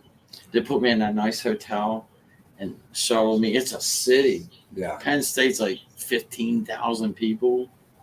It's actually a city. People just think it's a college. It's not, man. It's a city. I mean, cool place. Hey, Australia did pay Gene Simmons to come down and speak. Just an idea, that's all. Yeah. No, 100%. You're 100% right on that. Angel, anything final from yourself, my friend? I mean, just want to say thank you. I know it really means a lot to us because you could have been doing something else on a Wednesday, but the fact that you put up with us for almost 3 hours, it really means a lot to us. And just want to say thank you. Don't be a stranger. You know, you can always come back on the show. Definitely looking forward to hearing a lot of new music, and just want to say thank you. It means a lot to us. It means a lot to us. We have rehearsal tomorrow, 11 a.m. So Jimmy and I got a 2.5-hour drive back, and we'll be fine. Kunkelstown. Where's that, Jimmy? So I'm new to PA. next to you. So our videographers where you Sailorsburg. Huh? Sailorsburg. our videographers from Sailorsburg. Whoever just said that, I think that was Amy or Yep, Amy. yeah, Sailorsburg. So we record up there, Amy, in the Poconos, in East Strasbourg. We record in a studio up there. Oh, that's not too far from me. Where are you it's at, like Angel? in New Brunswick? That's like an hour and a half. You should come to the studio when we're there September 6th. Okay, I would love to. Shoot, dude, You if you're gotta inviting come. me, I'm gonna be there. We gotta all come. And We're recording a song that Live Nation asked us to do. We can't release who it is, but we're redoing a metal band song from the 80s that's going to endorse us with the song. Well, our co-host Bobby, who I told you was at Nugent. He's a tonight, Nugent, yeah. He lives in Doylestown, PA. Oh, I'm yeah, not that's exactly where our sure friend where- Anthony Green lives. Anthony Green from Circus Survive. He's my friend, lives in Doylestown. So that's where Yeah. Bobby lives. So Nice, he's in that that's a nice- He's in that So y'all ballpark should come too. up to the studio, man, and meet Dan and I stuff. would come up. You know, if you invited me, I'm definitely. We gonna could be do there. a show right there, man. We're doing one off. We'll have we'll have an Airbnb with plenty of rooms and stuff. A Metal Summit special. We could do it right there, man. From the Sounds- Poconos, from East Strasbourg. Absolutely. I that love the studio. Poconos. Definitely. We could do it right from that studio, man. There's been a lot of famous people in that studio. Oh, okay. Definitely Hold sounds up. We got an idea from What's that? Darlene. Let's have a Metal Summit party in PA. Yeah! Absolutely. Let's have a Metal Summit party in PA and have these guests and fans. Well, let's go, Darlene. We're all about it. Don't for sure. don't just speak it. Let's do it. Let's do it. Yeah, September 6th, right? September 6th. That's a Tuesday. September 6th, we start recording with Anthony, Tiny, Tiny. and Yeah. chat. So we're recording the 6th through the 8th, and then we'll have that whole week to hang out. So Tuesday to Sunday. So let's all get together. Bovino's is the place. Now Dan Moss's brother Eddie owns he makes his own beer. It's phenomenal. And they have this sauce. Bovino, get it? It's true New York. They're from Long Island. As long as there's a bottle of Jack for me. Oh my God! For me and Angel. What's that gold silverback? They have a whiskey, their own PA whiskey place there called. Is it Silverback or Gorillaback? You die. It's Nice. honey. It's dream. Looks rad. So we should all get together and do a show up there and let Dan talk about his Atmos room and how he did Ghost and. You feel me? Yeah, our a dear friend of ours, Candy Burton, is a huge Ghost fan. I know that she wasn't able to be on the show tonight. She reached out to me. She said she had some personal family situation she had to take care of, so she wasn't able to watch tonight. But Candy, we love you. We appreciate all the support that you give to us. She's a huge Ghost fan. That's the person I was telling you about earlier. Thanks, I would DK. love anybody. Thanks, DK. But we You too, really, bro. really appreciate it. But the fact of the matter is, Johny B, we need to cut you loose for the evening, man. But thank you so much, dude, for spending your evening with us, dude, making the trip and doing our first ever live in studio for the Metal Summit.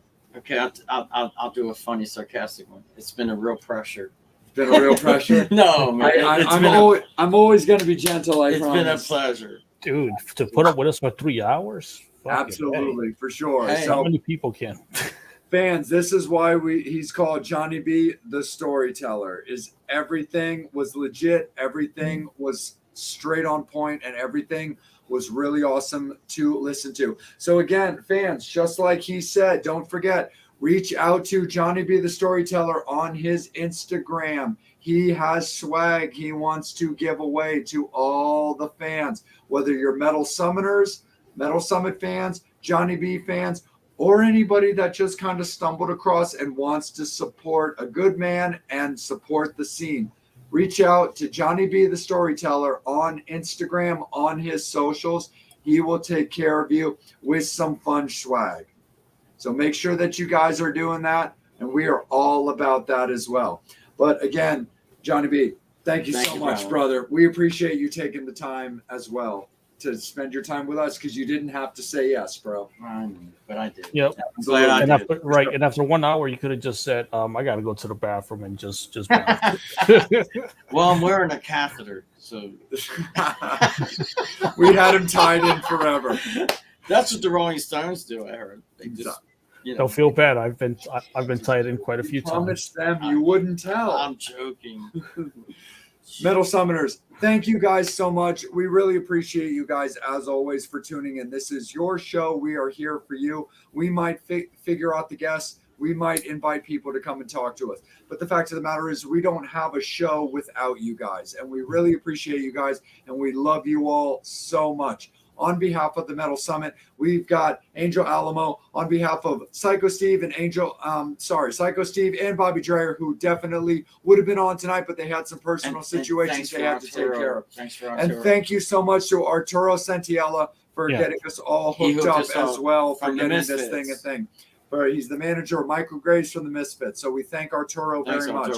And again, thank you so much to Bobby, to Steve, and to Angel. Hit up everybody on their socials. Hit up Johny B, the storyteller, on his socials, whether it be Instagram, TikTok, all of his pages, Facebook. We've got Angel Alamo on Instagram, on Facebook, Bobby Dreyer, Psycho Steve, and myself at Just a Rock and Roll Junkie or Just a R&R Junkie. I can be found all over, as well as the guys. Make sure you're following the Metal Summit page, as well as us on Facebook and on YouTube, because that's where we go live.